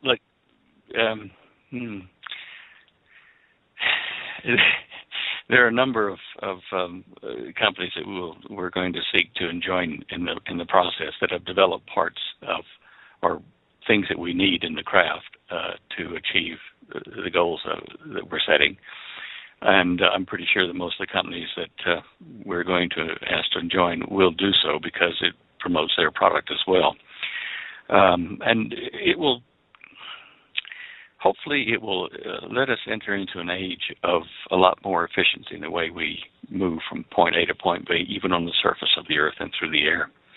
I mean, if you could use this kind of a craft to, instead of a normal jet aircraft, you could have a complete engine failure in it, hit the emergency valves open, mechanically, and float down. Okay, and so the whole thing becomes its own parachute. It's a saucer shape, and because of the way the airflow is directed, you could even fly it for a while upside down, at the top pointed toward the Earth, and then scoot along and get to a nearby place and land without power. So these are the kind of things that will advance the industry. It'll be a revolution in transportation and concepts as far as drag reduction on cars and planes and trains and stuff like that, and even in building safer design homes for hurricane or tornado-prone areas. So this is the first step. It's a long way, and I don't know that we'll have time to finish all this before world events change like the prophecies say.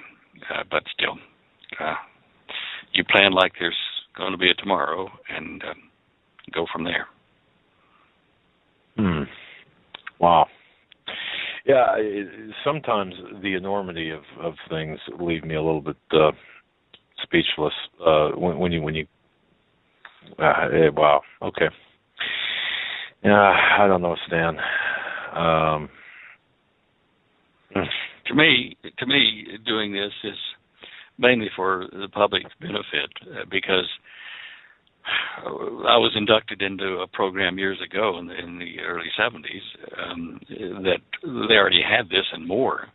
And so it's kind of like, oh, yeah, well, we'll catch everybody up to the most primitive form with a flying saucer that uses air rather than going into the electrogravity craft and stuff that have been around for several decades now, probably 5 or 6 decades. But so it's, I guess I should be more excited about it, and people that will be working on it with me will probably be very excited because it'll be new to them, not knowing how much more can be done with the other systems that have already been developed.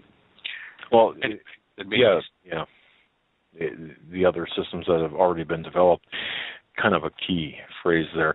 You casually mentioned something, and a lot of people mention this, but when Stan Deyo says something like this casually, I tend to sit up and take notice, and that's about the elections if we have another presidential election. Do you know something I know or I don't know, or is there?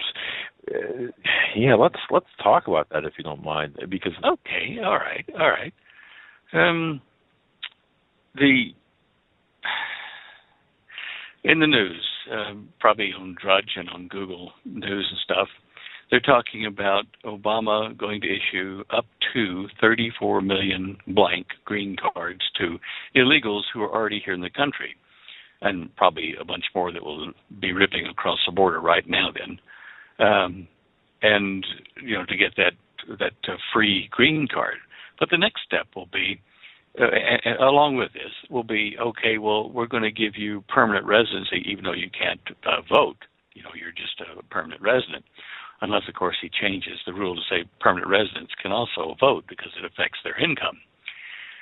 With that many new illegal Democrats coming into the country, the vote, if there is one, will go toward the Democratic Party. Now, will Obama step down, or will he stay in power in a national emergency that occurs because they couldn't afford to have an election in the middle of civil disorder across the country, like civil war breaking out? Okay. And so when I say if we have the election, he's touting this before the elections in the press. I'm going to give him, but I'm going to wait till after the elections in November, he says, to let him loose. Well, the sources that you and I both talked to in the border guard situation have already estimated last year even that there were at least 30 million illegals in the country, way more than what they're saying officially. So that 34 million figure is in keeping with what we have already heard, through our underground news services. And so he's getting people that are already here clued up to the fact that, hey, elect Democrats and keep me in power when you go to vote for your senators and House of Representatives people in November. And then after the election, I'll take action. But I won't do anything before then. I don't want to screw up the election, right? Won't make appointments. Evil genius. He's not going to fill in the Attorney General position until after the midterm elections. I mean, there's a number of issues he stated he's not going to deal with until after the elections are over. Yep. Yeah. Tactically, that is a tactically. I as much as I hate to use the word, brilliant move on his part. No, I don't think it is. I don't think it would matter when I say that. I don't think anything he would do, any action he could take right now would make or drive people toward the Republican Party. If it hasn't already... No. That's not, I don't think that's what's being said here. I think Stan was saying about the civil disobedience based on... Stan, correct me if I'm wrong. I mean, you're saying he's announcing it right now prior to the election to have it take place after the election, the midterms here that we're talking about now. But by announcing it, the blowback subsequent to the election and the action subsequent to the election would cause a civil disobedience, which would then roll into 2016 and affect or cause civil disobedience. Is that kind of a synopsis? Well, the main thing I was trying to say first was that what he's announcing all this stuff prior to the election but not doing it until after is he's avoiding, the civil disobedience before the November elections, but he's encouraging those illegals and Democrats who favor what he's proposing to vote Democrat and not be swayed by the Republican groundswell that, of course, is sweeping the nation at the moment. He's trying to do it that way so that the election proceeds and he can act, by being his Senate being duly elected and his House of Representatives guys that come back duly, fairly elected, or so it would seem. He doesn't want to have the civil disobedience until he's got the Congress retained on his side. And but there's something else too. Have you ever heard of Glenda Jackson? Oh yes, I got an email. I think I got the same email that you did. Yes. Did you look it up?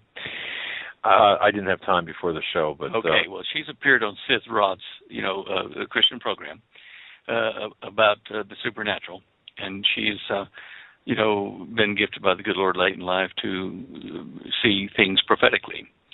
And let me quote two things that she said on that. She said, "God showed me if Christians don't start praying more than they ever have, this next presidential election is not going to take place at all. That it's going to be suspended because evil is going to arise." Now, then she says some disasters are going to happen. Things are going to be put in place. The president's not going to be removed, and he's going to stay in. It's going to be very bad if we don't get hold of God, she said. The church has got to get back to prayer. Now, believe it or not, but you and I are talking about the mechanism that will bring such a thing to pass right now. Wow. Yeah. Okay. Yeah, I'm going to look I was provided the link to Glenda from or on Sid Roth's It's Supernatural. I've got to look that up, but that's pretty ominous when you think about it. Yeah. A little bit.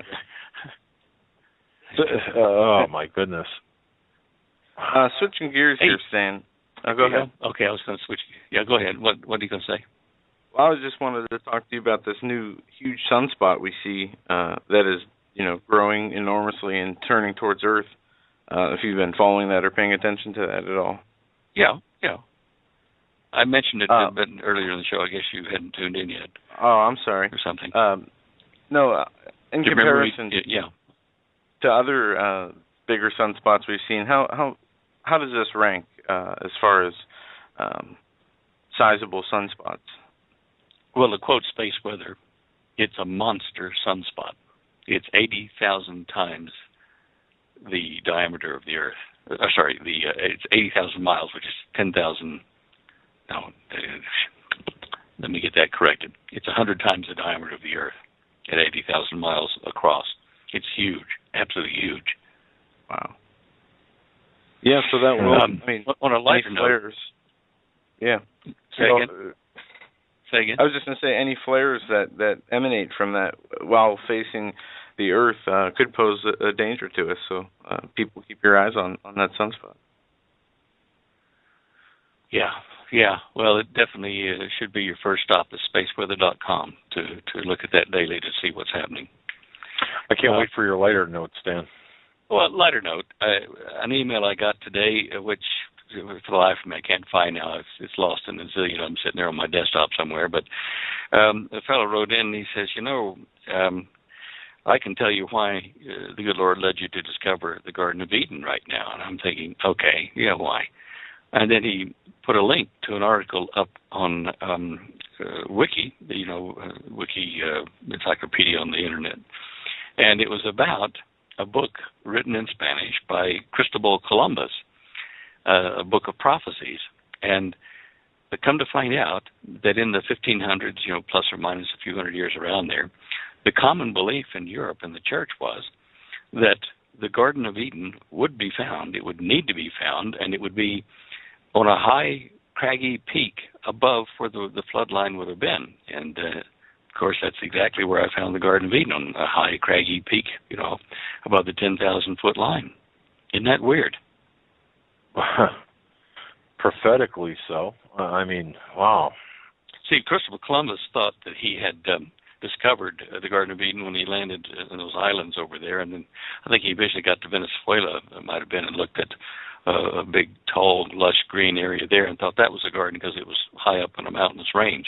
But that was the ruling thought, and for the life of me, I haven't been able to find out online where that belief started and what the reasoning was, other than the fact that it would have had to have been tall peaks, that were above the flood. And that leaves out a lot of the Middle East because it was covered in mud and, water and stuff. But, by the way, that brings up a point. I should begin delivery of the first 100 of my DVDs on the Quest for Eden and the Solomon Satan Introduction lecture about the Antichrist and his name, and the interview I did before the shows with Derek Gilbert. And then I've got here in front of me, I've got the prototype they sent me here. And it's got a disc in it that's a CD-ROM as well.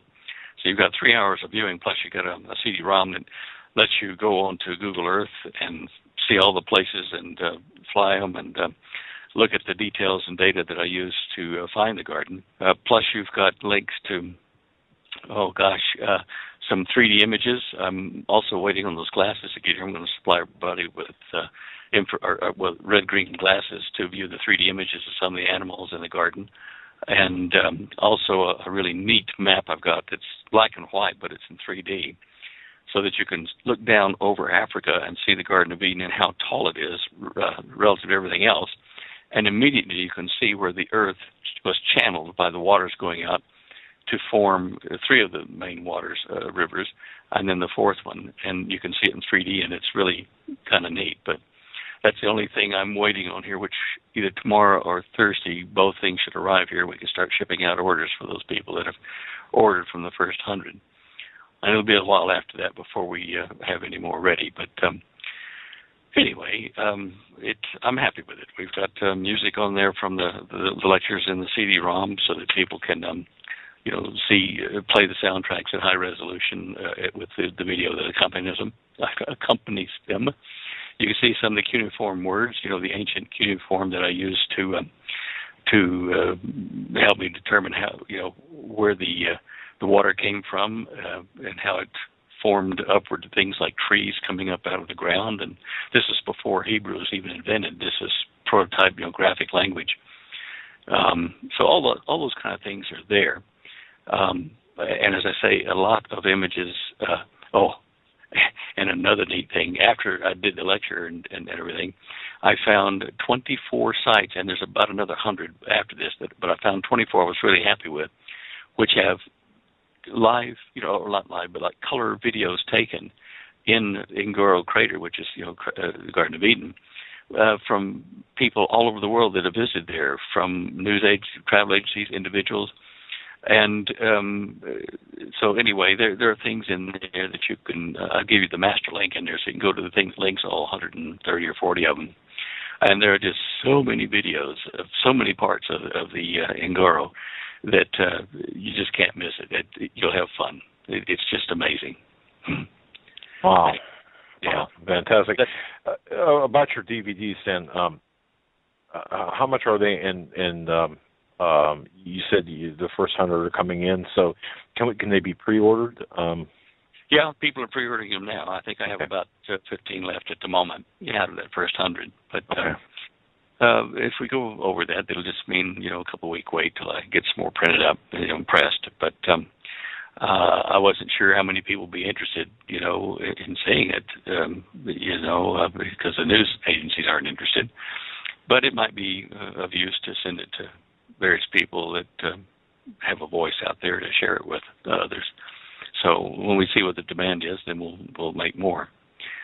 Fantastic. Yeah, I'm looking forward. Certainly going to pre-order one, Stan. So definitely put one aside if you can, and then we'll. I shall do that. Yeah, I will. We'll go through the proper channels, nonetheless. Folks, that's StanDeyo.com, StanDeyo.com for that DVD. It's certainly well worth. Not being able to attend the conference, it's going to be well worth the view. My goodness. In that second lecture there, that Solomon thing, I got an email which fit in with that today from, I don't know whether she listens to your show or she heard me on the No, and I think it was another show, Susan C. anyway. And she says, I think she listened to me on John B. Wells' show, and she said, that she heard me talking on his show about how Solomon would be the name of the Antichrist of this age. And she nearly jumped out of her chair, she said, because she had already thought this, because Solomon had led Israel into idolatry and decline. And eventually his actions caused the 10 tribes to split off the 12, and the splitting up and the destruction of Israel. And she said, she wanted to remind me that she says, Solomon, Shlomo, means peace and safety or peace and security when you translate it. And that's right. And, when they say peace and safety, sudden destruction is upon them. So she's agreeing with me and saying she's looking forward to seeing where somebody named Suleiman or Solomon appears in the Middle East. She was saying, she said, she thinks that there might even be a resurrected Solomon as the Antichrist, and certainly I know the Muslims over there in the Middle East are looking for a messianic Solomon to be resurrected, but whether that really happens or whether that's just legend or not, I don't know. As you know, I've got my own one guy named Suleiman anyway, but he might not be the Solomon we're talking about. She said she was also impressed with the argument I gave in that lecture. And she says, I too was quite impressed by the fact that Solomon could easily be embraced by not only the Jews, but by Christians and Muslims as well. So our Solomon of this age, may be the thing that the Antichrist is able to pull everybody together with, because he plays a part of a Solomon. He might even claim to be resurrected, who knows, reincarnated or something like that. But people will believe what they want to, I guess. But anyway, Susan, thanks for your comments on that. I just wanted to share that with your audience. That's pretty interesting. It's a good point, too. Peace and safety, that's what that translates to or transliterates to. Well, now, also in the lecture, I talk about the false prophet, because he comes after the Antichrist to help him and to blow his whistle, right? Blow his horn. Right. And that Nimrod Novik, I asked in the thing, is this Nimrod Novik, is he the false prophet? Because he's got an organization he started. He's the chairman or president of it. It's a peace and safety organization, peace and security in Israel. And I've got a video of him, a link to it anyway, where he is speaking to the Truman Institute here in the States this year about his moves toward world peace. So security thing, and he's got so much intelligence. I mean, the intelligence agency input to him. With his parents being former, Secret Service for Israel and Mossad, and Shin Bet and stuff like that. I mean, it's just he is so well connected and got such access to money and power there in the Middle East and in South America, for that matter, that he's got to be connected somehow to this. I don't know how, but anyway, guys, you can see the lectures and go to the links that I give you so you can educate yourself further and either agree or disagree with what I'm saying, but definitely open up your mind to other possibilities. Absolutely. And thank you for that, including that lecture as well on the DVD or with the package. That's peace and safety, or peace and security. I mean, think about that. Talk about a literal application. Yeah. For when they say peace and safety, sudden destruction shall come, is what the word says. Yeah. And it will. So it will, and I just really hope a lot of us don't have to see that, but who knows? Yeah, boy, it would be nice if we didn't. Or see it from afar. We could see it from your spaceship or from heaven. we might have a few options. Yeah, well, yeah, there are a few options there, but the main thing is don't be bummed out by it. Don't be frightened, because as believers, we know the good Lord has a plan for us and will take care of us. Those of us that need to die before the rapture, before He comes for us, having nearly died myself, going out of the body, I know that it's a peaceful process just to relax and let go of the body. It's not a frightening thing once it starts. But anyway, hey, earthquakes. I got another note in here from one of your listeners, from Gary W., and he was doing a study of earthquakes measuring Richter 6 or greater from 1900 to 2013. And looking at this graph, it is impressive. It is very impressive in that it shows an increase in the earthquakes from, I guess that would be about 113 years. There's been a 450% increase since 1900, and it's a line that's going at about 45 degrees from the lower left up to the right to 2013, which is interesting. There are increases and decreases in earthquake amounts, but Richter 6s are pretty much determined. USGS can pick those up anywhere on the planet. So, and you have that in Cosmic Conspiracy. The statistics of the increase of earthquakes over the last 100 years, I believe, or since Israel became a nation again. You lay out the amount of earthquakes and the average intensity and how they've increased and over time as we keep going, and how they continue to increase. And that's right in Cosmic Conspiracy. Yeah, it is. That was one of my first projects, relating that even to sunspot cycles as well. I got an email from a guy named Chris down in New Zealand, to North Island, who's watching the Mount Taranaki volcano down there, and he says there might be an eruption off of the southeast slope, which is of particular interest because you're using 2.3 and 4.5 earthquakes around that site at the moment. And 3 earthquakes are on alert level 1 down there, from White Island to Rupeo and possibly Taranaki. I can't remember whether it's one of the 3. So we keep our eyes on North Island, New Zealand as well, because when that zipper effect takes place from White Island down through there, North Island is a place that you don't want to be unless you want to be an astronaut real suddenly. Sorry about that. A little chuckle there, but I'm serious. It's going to be severe down there. Okay, well, I guess that's I know you got the email from that truck driver as well about it up in Canada. I was going to ask you if you wanted to address any of that. He's a Canadian truck driver, and his letter was well written, and his opening line is Byron. Last name starts with an A. He says, a truck driver should tell you that most of us over-the-road drivers have come to the independent conclusion that should things get bad for any reason, we will drop our trailers and head home with what fuel is in our tanks. Then he goes on to explain that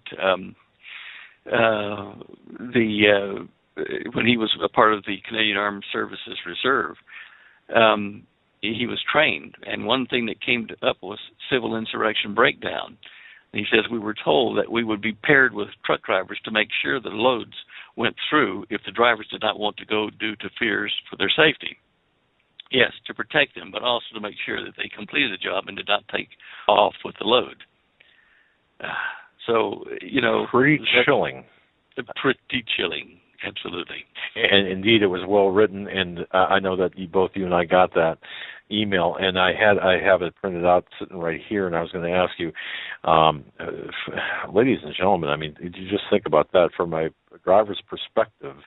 Yeah, I don't want to go. And he did make mention of the fact, too, as Canadian, he really, a lot of the drivers don't want the hassle of crossing the border into the United States, and there's a fear of being stuck here as well, too. I mean, there's a lot of complexity to this potential. Well, yeah, he said, what did he say, that they're not making any unnecessary stops, and they're not wanting to get out of the truck or get people to jump up on the truck or anything. No outside contact on the truck, and they don't linger in towns where they could be rushed by anybody and or confiscated or commandeered or whatever. And if they don't need to get out of the truck along the way, they don't. I guess even if they have to take a leak or whatever. Most every one of them fuels several hours outside of Dallas before getting into Dallas, so they don't have to fuel up in the Dallas-Fort Worth area and be stopped for a while. It's just you know what, Stan? I was gonna save this until I got a written account of this, but I'll just tell you this verbally, and folks, you're hearing this for the first time as well. My stepson has a logistics company, and of course, he handles quite a bit of volume logistics, meaning picking up a load, for example, one place, shipping in another place, taking care of the transportation of various equipment. Right. Medical supplies and so on. Okay. It's a successful business too. Exactly. And Stan, for the first time, remember you had asked me. I think I'm not sure if this is on air or off air, but we had talked about trying to get confirmation about. I think it was going into the hot zone in Dallas. That's right. That's okay. right. Yeah. All right. I had a conversation with him early this morning.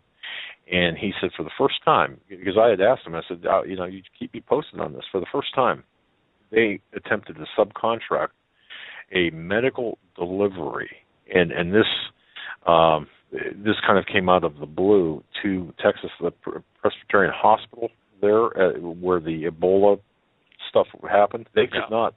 They went through 4 or 5 different companies. And before they found an independent contractor that would make the delivery. So what I'm trying to say is there are drivers and companies out there who are refusing to make deliveries of medical supplies to that hospital for fear of contract. Oh no. Yeah, and he said he had the most difficult time, and this was a client that's based out of New York. I'm not going to give the city because that would probably give away the company. Yeah. But it was for, I believe it was autoclaved supplies, surgical supplies to this hospital.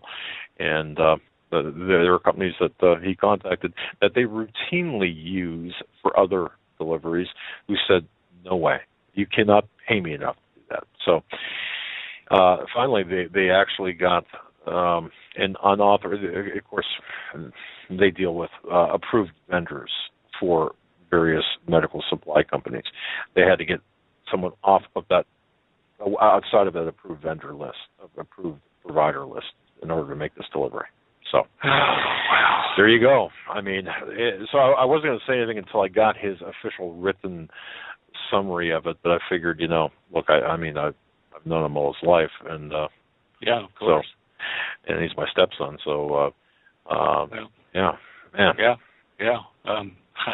So there you have it.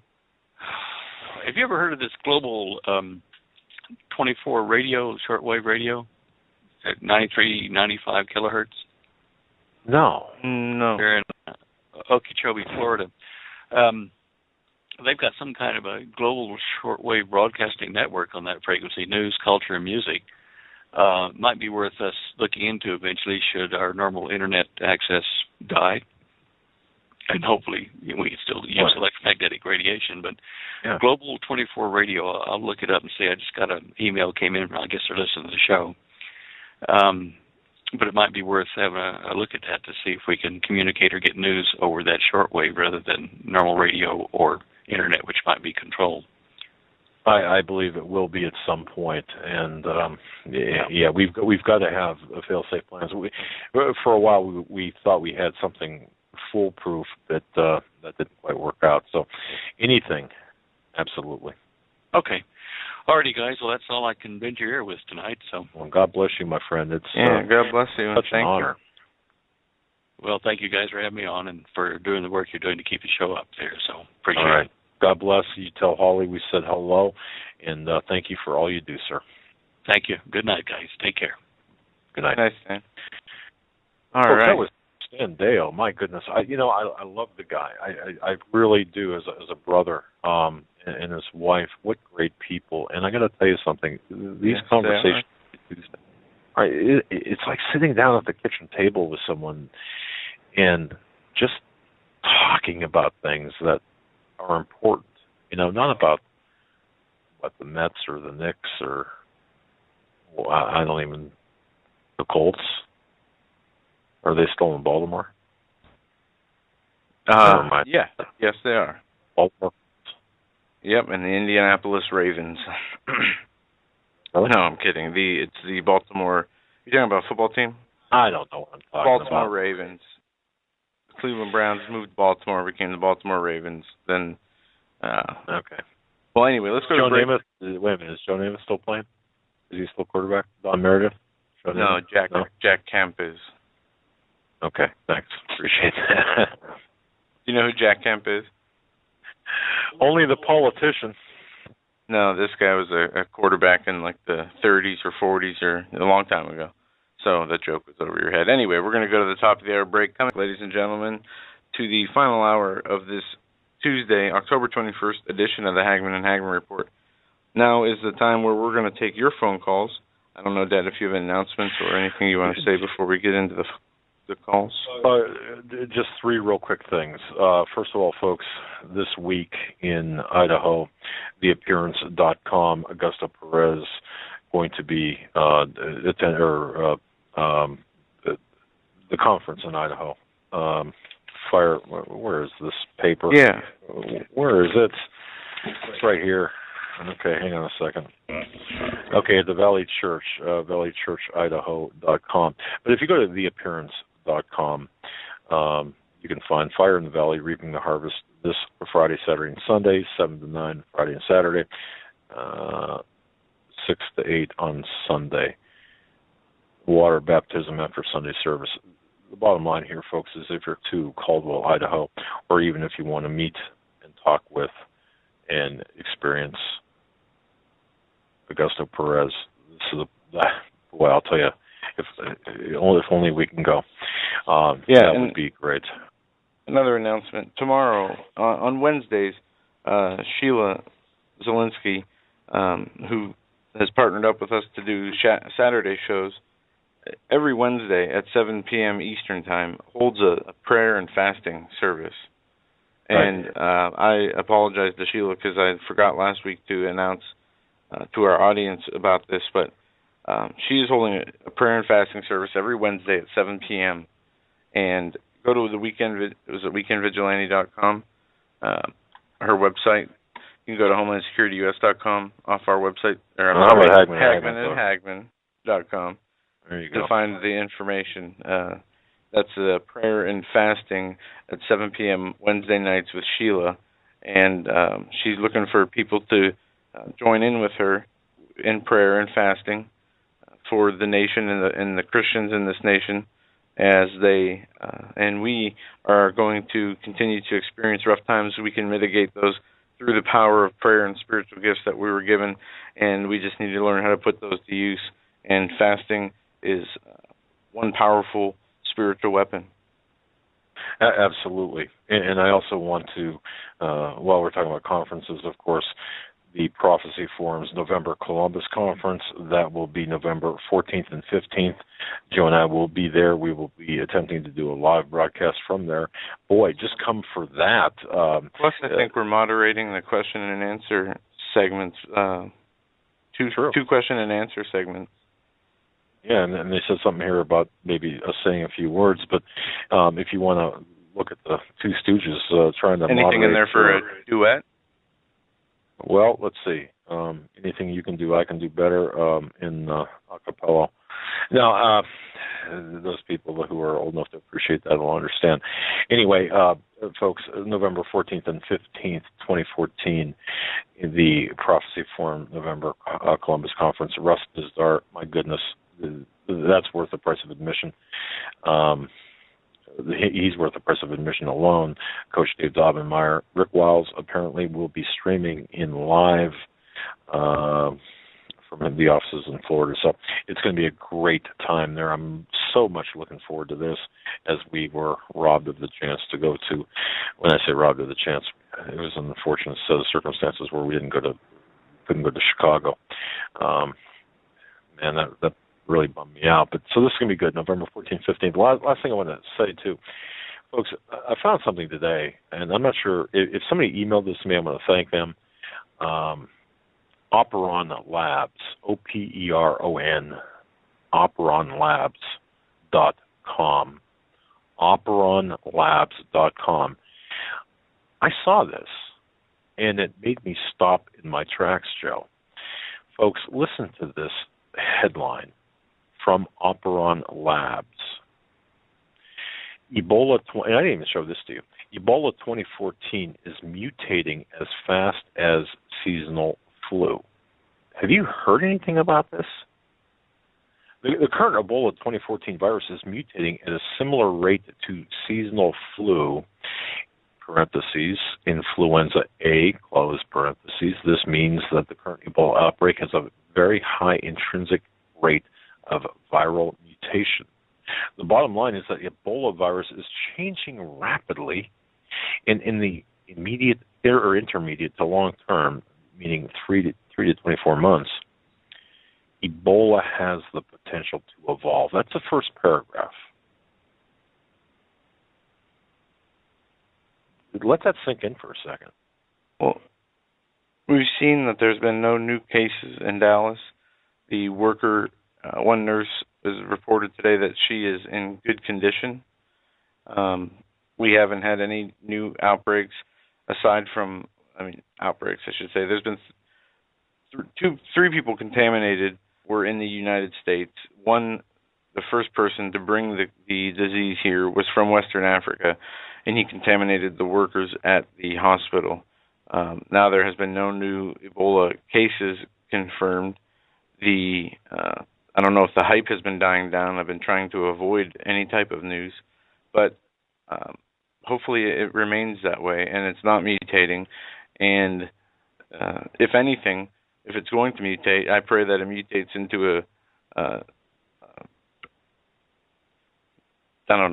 mutation that is easily healable or less lethal than what we have. Yeah. It's I just saw this, and folks, I can't put it anywhere, but I saw this. It's Operon, Operon. It's Operon Labs.com. You can read it for yourself. It's or just search Ebola 2014 mutating, and this will come up. And there are certain graphs here. What this postulates is, of course, is that until this Ebola outbreak is brought under control, the Ebola 2014 virus will continue to seed and adapt in its growing pool of the petri dish, that's my words now, known as West Africa. And this, folks, there's something very wrong, something that doesn't add up, doesn't make sense about this Ebola situation. And I defer to Steve Quayle and Greg Evenson talking about this in terms of their analysis, and they've given their analysis about this. Steve has this especially. So I defer to them. And even Dave Hodges, to the extent that he's done the research, a lot of research on the patents and such. So with that, that's all I had to say. Sorry for taking the time away from the callers, but I thought those announcements and this particular piece of news might be of import. Apology accepted. And with that, we'll go to the phones. We're going to go to area code. We'll start out with area code 530. 530, you're first. You're up next, live on the Hagmann Hagmann Report. Well, how's it going? Well, I just kind of beside myself after being listening to Stan Deyo. Any case, to say that what he said about Miss Jackson on Sid Roth and Supernatural, he is validated, but he has failed to say the rest of the things, which I really think is going to creep you out and take your breath away. And I'll go ahead and go on. So take your breath, or get your breath first. In any case, he didn't say the whole thing, that with President Obama, from what she has said, now this is from her, I'm not saying this, she is, God has told her that he will not let Obama step down. He's going to keep him into office and to lock any disputes by setting up a, what was the word that she used? Something, and to suspend the elections. Now, I'm not saying this, she is. I'm not prophesying, she is. You can validate me by listening to Sid Roth from Supernatural today. I heard it this morning. I'm trying to paraphrase to make it short as I can to get to the point. So I bet that kind of freaks you out there. And also, that really kind of freaked me out. I'm a truck driver. I've been a truck driver for 20 years. I started from the San Francisco Bay Area as a dirt hauler. I worked for Warner for about 8 years. My employee number with Warner Enterprises is 76554. I am an employee with them. But now, I guess I'm going to have to get into the weeds of this. I was driving dry vans. With Warner, they have 3 divisions: flatbed, reefers, and dry vans. I work dry vans. I can say definitely how the dry van drivers are going to act. They don't care. They'll replace drivers a dime a dozen. There's an overabundance of dry van drivers that they need. Reefers, I do not know. They haul food. The closest thing that I've hauled to food is beer. Just so people know, reefer units are the refrigeration units, the climate-controlled inside, the refrigerated trucks, that are refrigerated trailers, I should say. Just so people know that. Okay. Yeah. In any case, thanks for clarifying. I'm just trying to make it in a condensed form, so I have to rush through it. So I know that you have very short time, but not only with the other things that she prophesied, and it's going to creep you out even more, and it's going to cause you to shake a little bit, but I don't know how it's all going to be playing out. And she said we will have very soon supernatural bodies. Now, I know your position on the rapture. I happen to believe to L.A. Marzulli. I really feel in my heart that he's right. I'm not throwing stones at you. I'm not throwing rocks. It's a difference of opinion on that. And that's fine. I understand it. I get it. That's not a big issue. But I was speaking as a driver that they don't care. That if you don't want to haul it, they'll fire you. Well, the Warner will fire you and hire another driver.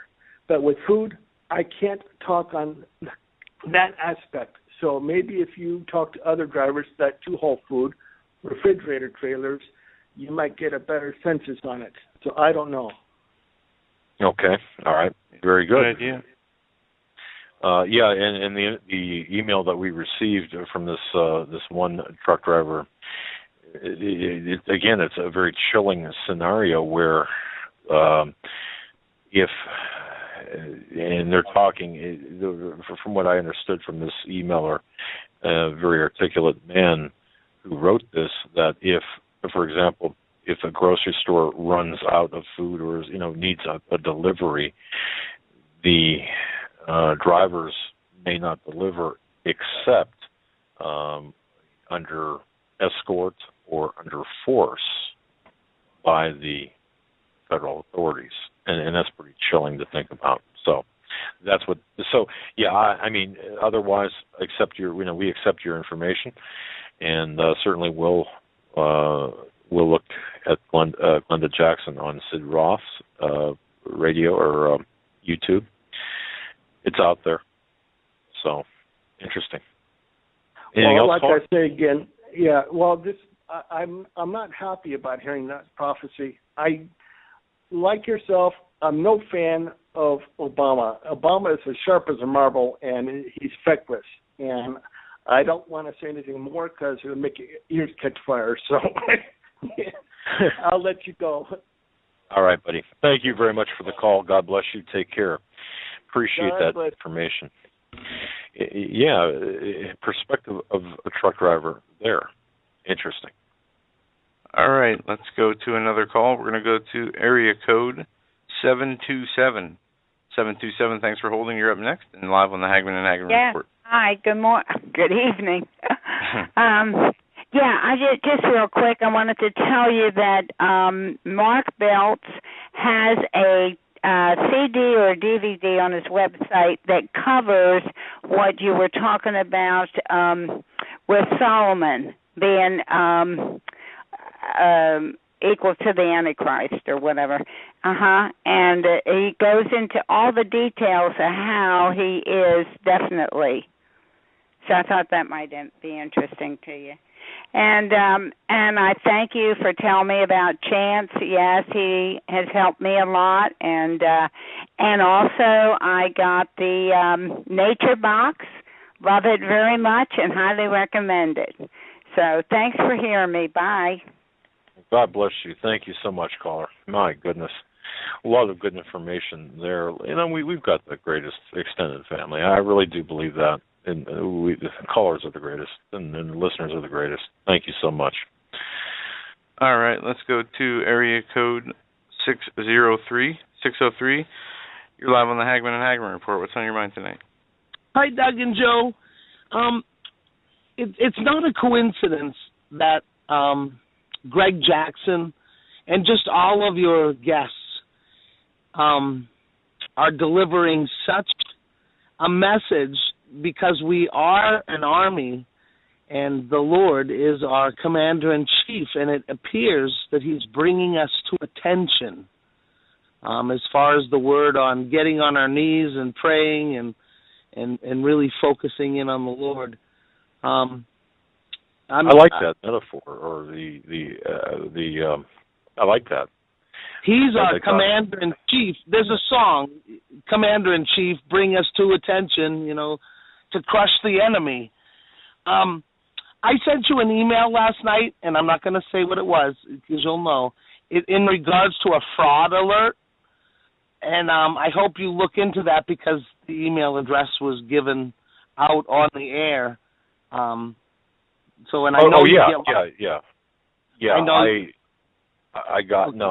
know exactly what you're talking about. That's okay. I got it, and we're just gonna. Thank you. You do what you need to do. And I need to lean on you for a couple of. I made an error, so I'm unable to donate to Sheila. So I need to lean on you and send your way and have you send it to her. That's fine. I can't. It's fine. We do that. Make sure that you leave the note in there that's where the money is appropriated for, and we will make sure that it gets seen, because you can see her growth. In just the last 2 months, she has grown. She's blossomed, and she is deserving of tithes and offerings. She does such a great job, by the way, for the weekend edition She works her butt off. I got to tell you that flat out. She really does. So we're very happy to have her teamed up with her. It's been a blessing so far, and really some of the guests that she has. My goodness, I don't know whether you caught the first part of last week.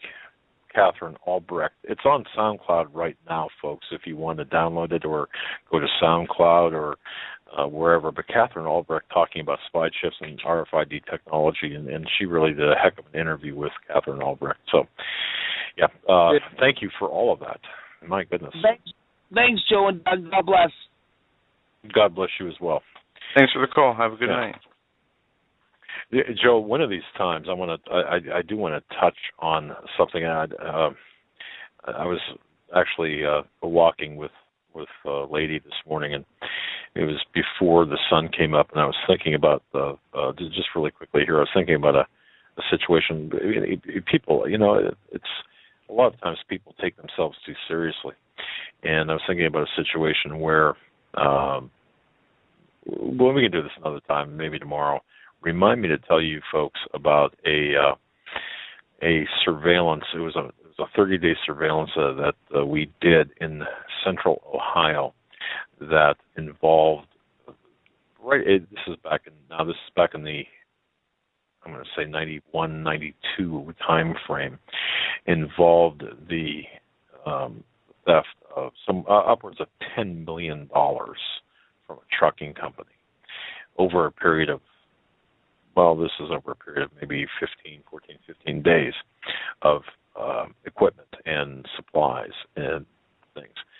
The experience that we had with the FBI, it just will, seriously, you'll be rolling on the floor laughing, not at us necessarily, but with us.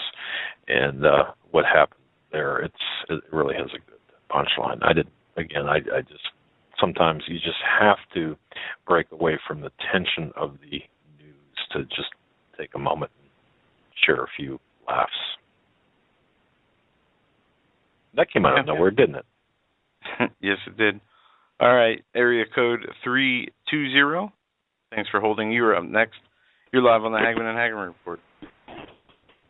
Yes, hold on a second. I'm trying to get you. Are you there? Yes, we are. Yeah, we're holding. Doug? Yeah, sorry about that. You were on my speaker. Bless you guys. I've been listening to you guys for several years. Heard you on Alex. Got intrigued. Been listening to you guys for several years.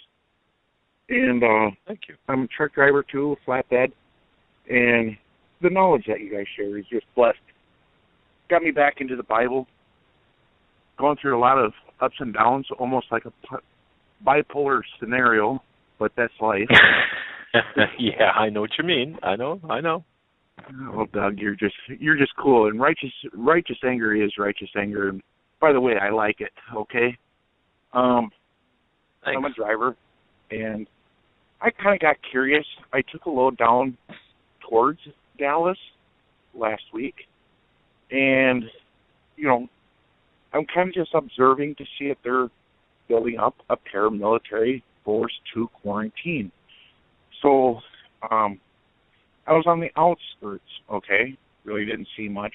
So anything after this, since it was in the incubation stage, I would probably say that I don't have the funds. I mean, Christ's sakes, if you want to find out how much you're taxed to death, drive a truck.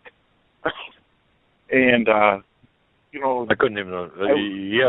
You folks pay so much, and I don't mean to interrupt, but one thing that's not discussed, the taxes that you're faced with if you're an independent contractor, that you must bear the over the road taxes, the permits, the tolls, and everything. My goodness, go ahead. It's just not even worth even becoming an independent contractor. I tease my friends all the time. I said we almost need to get a group together to be basically an endangered species. It's getting to that point, and it's getting to the point where I agree with the other caller that was a driver too. We'll pull the kingpins and start heading home. communication is going to be number one, because we could be 2-3 days away from our family, okay? And trying to basically develop some kind of communication and developing some way to put out an alarm. People have to just start being really, what's the word I'm trying to get to? A social network is key, because we're going to need it, because it's going to get worse, and it's going to get worse, and it's going to get worse, as W says. I haven't heard much from Michael, and I miss him calling. He seems like a very intriguing man, and I wonder sometimes what his opinions are at every once in a while. I remember him last year, and he just seems to be an extraordinarily intriguing man to learn from. So, yeah, we could be in a very disposition position. They quarantine down a city. We're stuck in. We have no way out. We're limited on. Yes, sir. Yeah, let me ask you a question. Now, I take it you're still an active over-the-road long-distance truck driver, correct? Yes, sir. In the United States. Okay. All right. So let me ask you a question. A hypothetical scenario here. You're can I ask the city in which you reside? I'm from Minnesota, and right now I'm currently trying to deliver in Chicago. Okay. All right. So let's just say that you live in St. Paul, Minnesota, and you have a load to take to San Diego, California, however long that might be. What would you do, for example? And I've often thought about this, and I'll just have you answer with what you would do if, for example, an emergency took place where they began locking down cities. What would you, and if you can speak for any member of your circle of truck driver friends, if they began locking down cities and to the extent where you could not, let's say, get home, or based on your knowledge, what you've been told, couldn't get home, would you say, the heck with it, yeah, I'm going home, and try to do whatever you could, maybe amass other drivers to blow through whatever restrictions that there were? Or would you just have a tendency to wait it out, whatever it might be? Okay. I'm also a listener of Hawk, and I'll be first right honest with you. Love the man dearly. I listen to him weekly. I've got a bull guard on the front of my truck. You want to quarantine me? I'm going through. Okay? That's my personality. That's the way I was raised. And I might not make it, but if I'm leading the pack, I'm sure going to blast a hole through it as far as I can. The next guy that has a bull guard in front, well, if he's seen what I've done, I hope he measures up and hits it a little bit harder. I'm riding with you, by the way. I'll sit right next to you. Well, I confiscated an MRAP from our local authorities, and I have it hidden in a special place. So we'll join you in our parade of art. Yeah, if that was the case, we'd escort you. But no, seriously, I'm riding with you. I like your attitude. I like that, because you know something. At this point, I don't think that we could survive individually a lockdown like that from whatever crisis might befall us, or whatever they might say, whatever excuse that they would give for a lockdown. And yes, sadly, and in a way, not in a way, I applaud you for your position and stance. I think that's the right thing to do. But I also see the writing on the wall as well. People doing that, it's going to be messy out there. Well, I'm sure not going to let them put a needle in my arm. I mean, I don't know what the police department, the sheriff's department. I was also a guest at Greg Evertson's getaway, and wonderful man in person, and it was just a blessing. And I really did enjoy those moments, and these are the last ones that I can enjoy. So if there's more that I can, I wake up tomorrow looking forward to it. And I look at all the scenarios. Sawyer water filtrations, just one on the prepping. It's a 100,000-gallon water purification life straw. The only tick that I've got when you call it a life sip straw or a sippy straw, it's a survival straw. So it's just one of my I don't know, one of my ticks. It's a survival straw. Actually, let me just be clear on this, because a lot of people have mentioned that to me in one way, shape, or form. When I say clean sip straw, that's actually the brand name of the of the straw. Oh, so, okay. My humble apologies then. Really. Oh no problem. No, all because right. I did a double take on that when I first saw the copy on that. I'm like, what? Huh? Why would you call it that?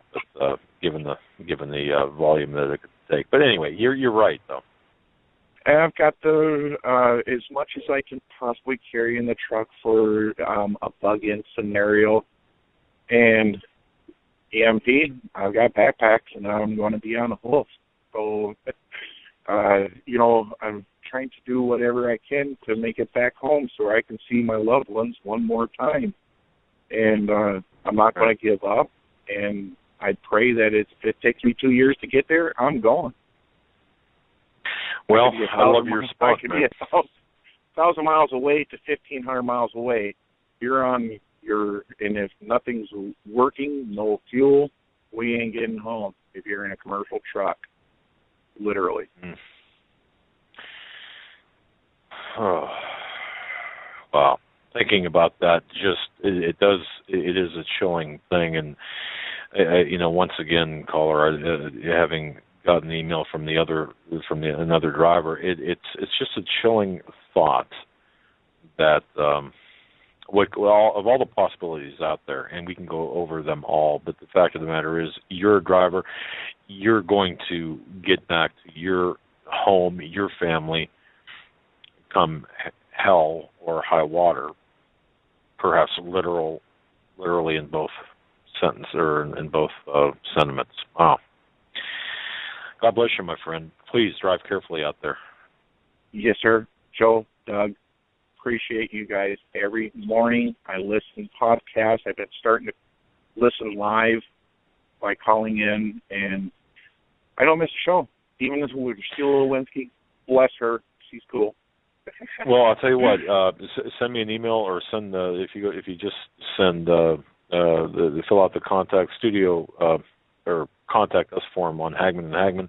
I'll send you some bumper stickers for your truck if you'd like, or you can just tape one up in the front or in the back or wherever. And hey, since you're all over the road, different states, different cities, perhaps you might find other like-minded people, and that offer stands for everyone as well. So if you want to do that. Gratis, no charge, but who knows? That might, in a pinch, connect you with other like-minded individuals out there. So, thanks for the call, my friend. God bless. You also, thank you. All right, buddy.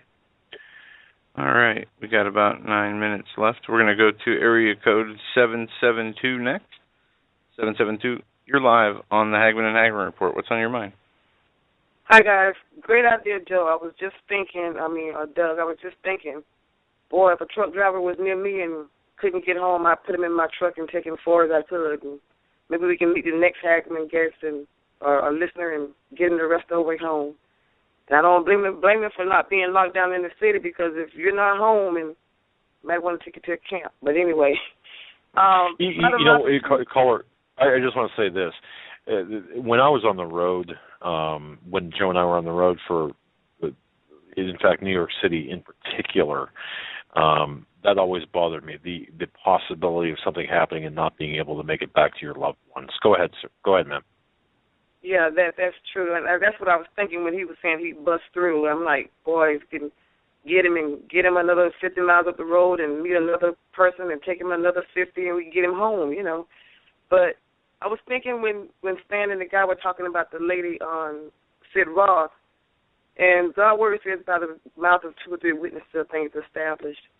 And if you guys would listen to Rick Wiles on last night, he played a clip from a prophet that lives in the Philippines, and he prophesied that this year would be the year that not so lame duck would show his true hand, and he also prophesied that he wouldn't be here to see it happen, but it will be happening by November of this year.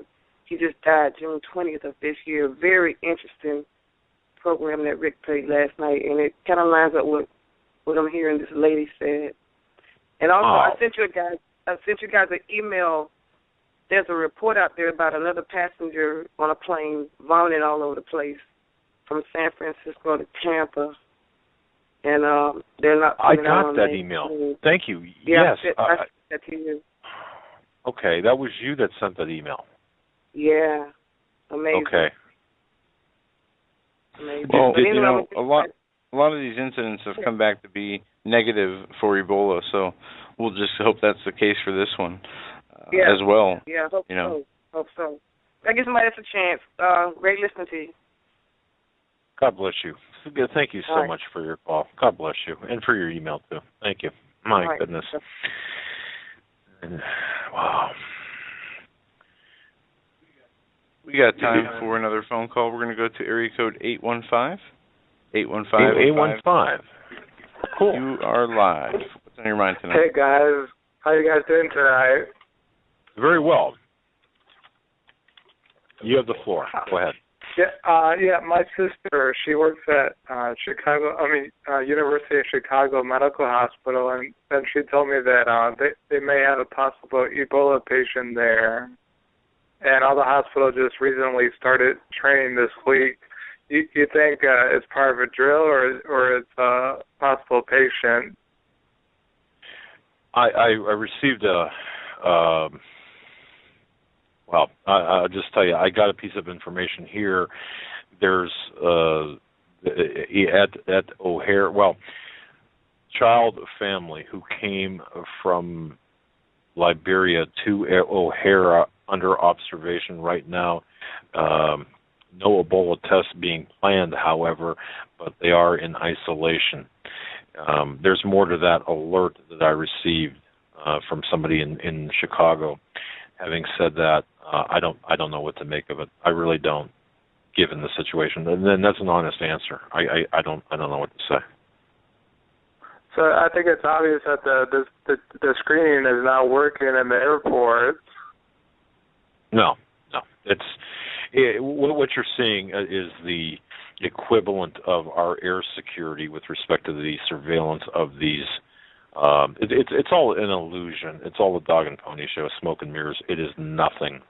And this renegade in chief and this nasty administration, and when I say nasty, and I mean that, they are essentially acting in a treasonous and seditious manner by allowing this threat to enter our country unfettered, and certainly they are not doing anything, whether they're Republicans or Democrats in Congress, the Senate, or even the executive branch, are not doing anything to keep us safe. Caller, God bless you, man. We're getting close to the top of the hour. Got to cut you loose. Wow.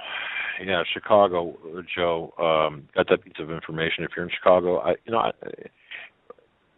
what do you say? I mean, seriously, we don't know. But combined with that report of the possible mutation of Ebola, and that caught my attention, the mutation. I just urge people to take caution, and you can be careful at the same time. Wait to hear the final report or status of the person before jumping to conclusions or getting worked up or worrying if Ebola is now closer to you. I would wait and see. And, of course, it's another case of a person coming from an Ebola-stricken region that would be bringing Ebola to America, as they still have not shut down the borders. And I don't know if we talked about this on air or not, but there was a Rockefeller Foundation document from 2010 that laid out part of a future for the world. And in these Rockefeller documents, they give scenarios. They are basically fictional scenarios of possibility of different types of disasters, pandemics that could happen. And they're the equivalent of the red cell operations. Folks, if you're not familiar with red cell operations or red cell reports, you can do a search on that. The Rockefeller papers are like the non-governmental aspect of red cell, the red cell reports that came into being after 9/11. Yeah, and they make a reference in this document from 2010 about a pandemic. I think it actually mentioned Ebola as the pandemic, and they talk about how the United States' decision not to close the borders or transportation between Africa and the U.S. Proved to be a deadly mistake, as millions of lives were saved by China through their shutting down of the border or of travel. I mean, just all these weird things that we're seeing in the news today. Some of the oddities surrounding Ebola and how it was all kind of laid out in a document from 2010, but the scenario that is in the document is much worse, talking about how the disease took out millions and millions of people. Very interesting. All of this, what we're seeing, folks, has been planned for a long time. I think we're seeing the culmination of a lot of pre-planning and preoperative planning before the operations. Having said that, folks, we're up against the end of the program. I want to thank each and every one of you for listening. God bless every one of you. Thank you for your continued belief and trust in us as we continue to weather the storms out there. You know what I'm talking about. It's always a fight to bring the truth. And you're getting over, you're over the target when people are shooting at you the hardest. Keep the faith, people. Everyone, keep the faith. God bless. Stay safe. Until tomorrow, have a great night.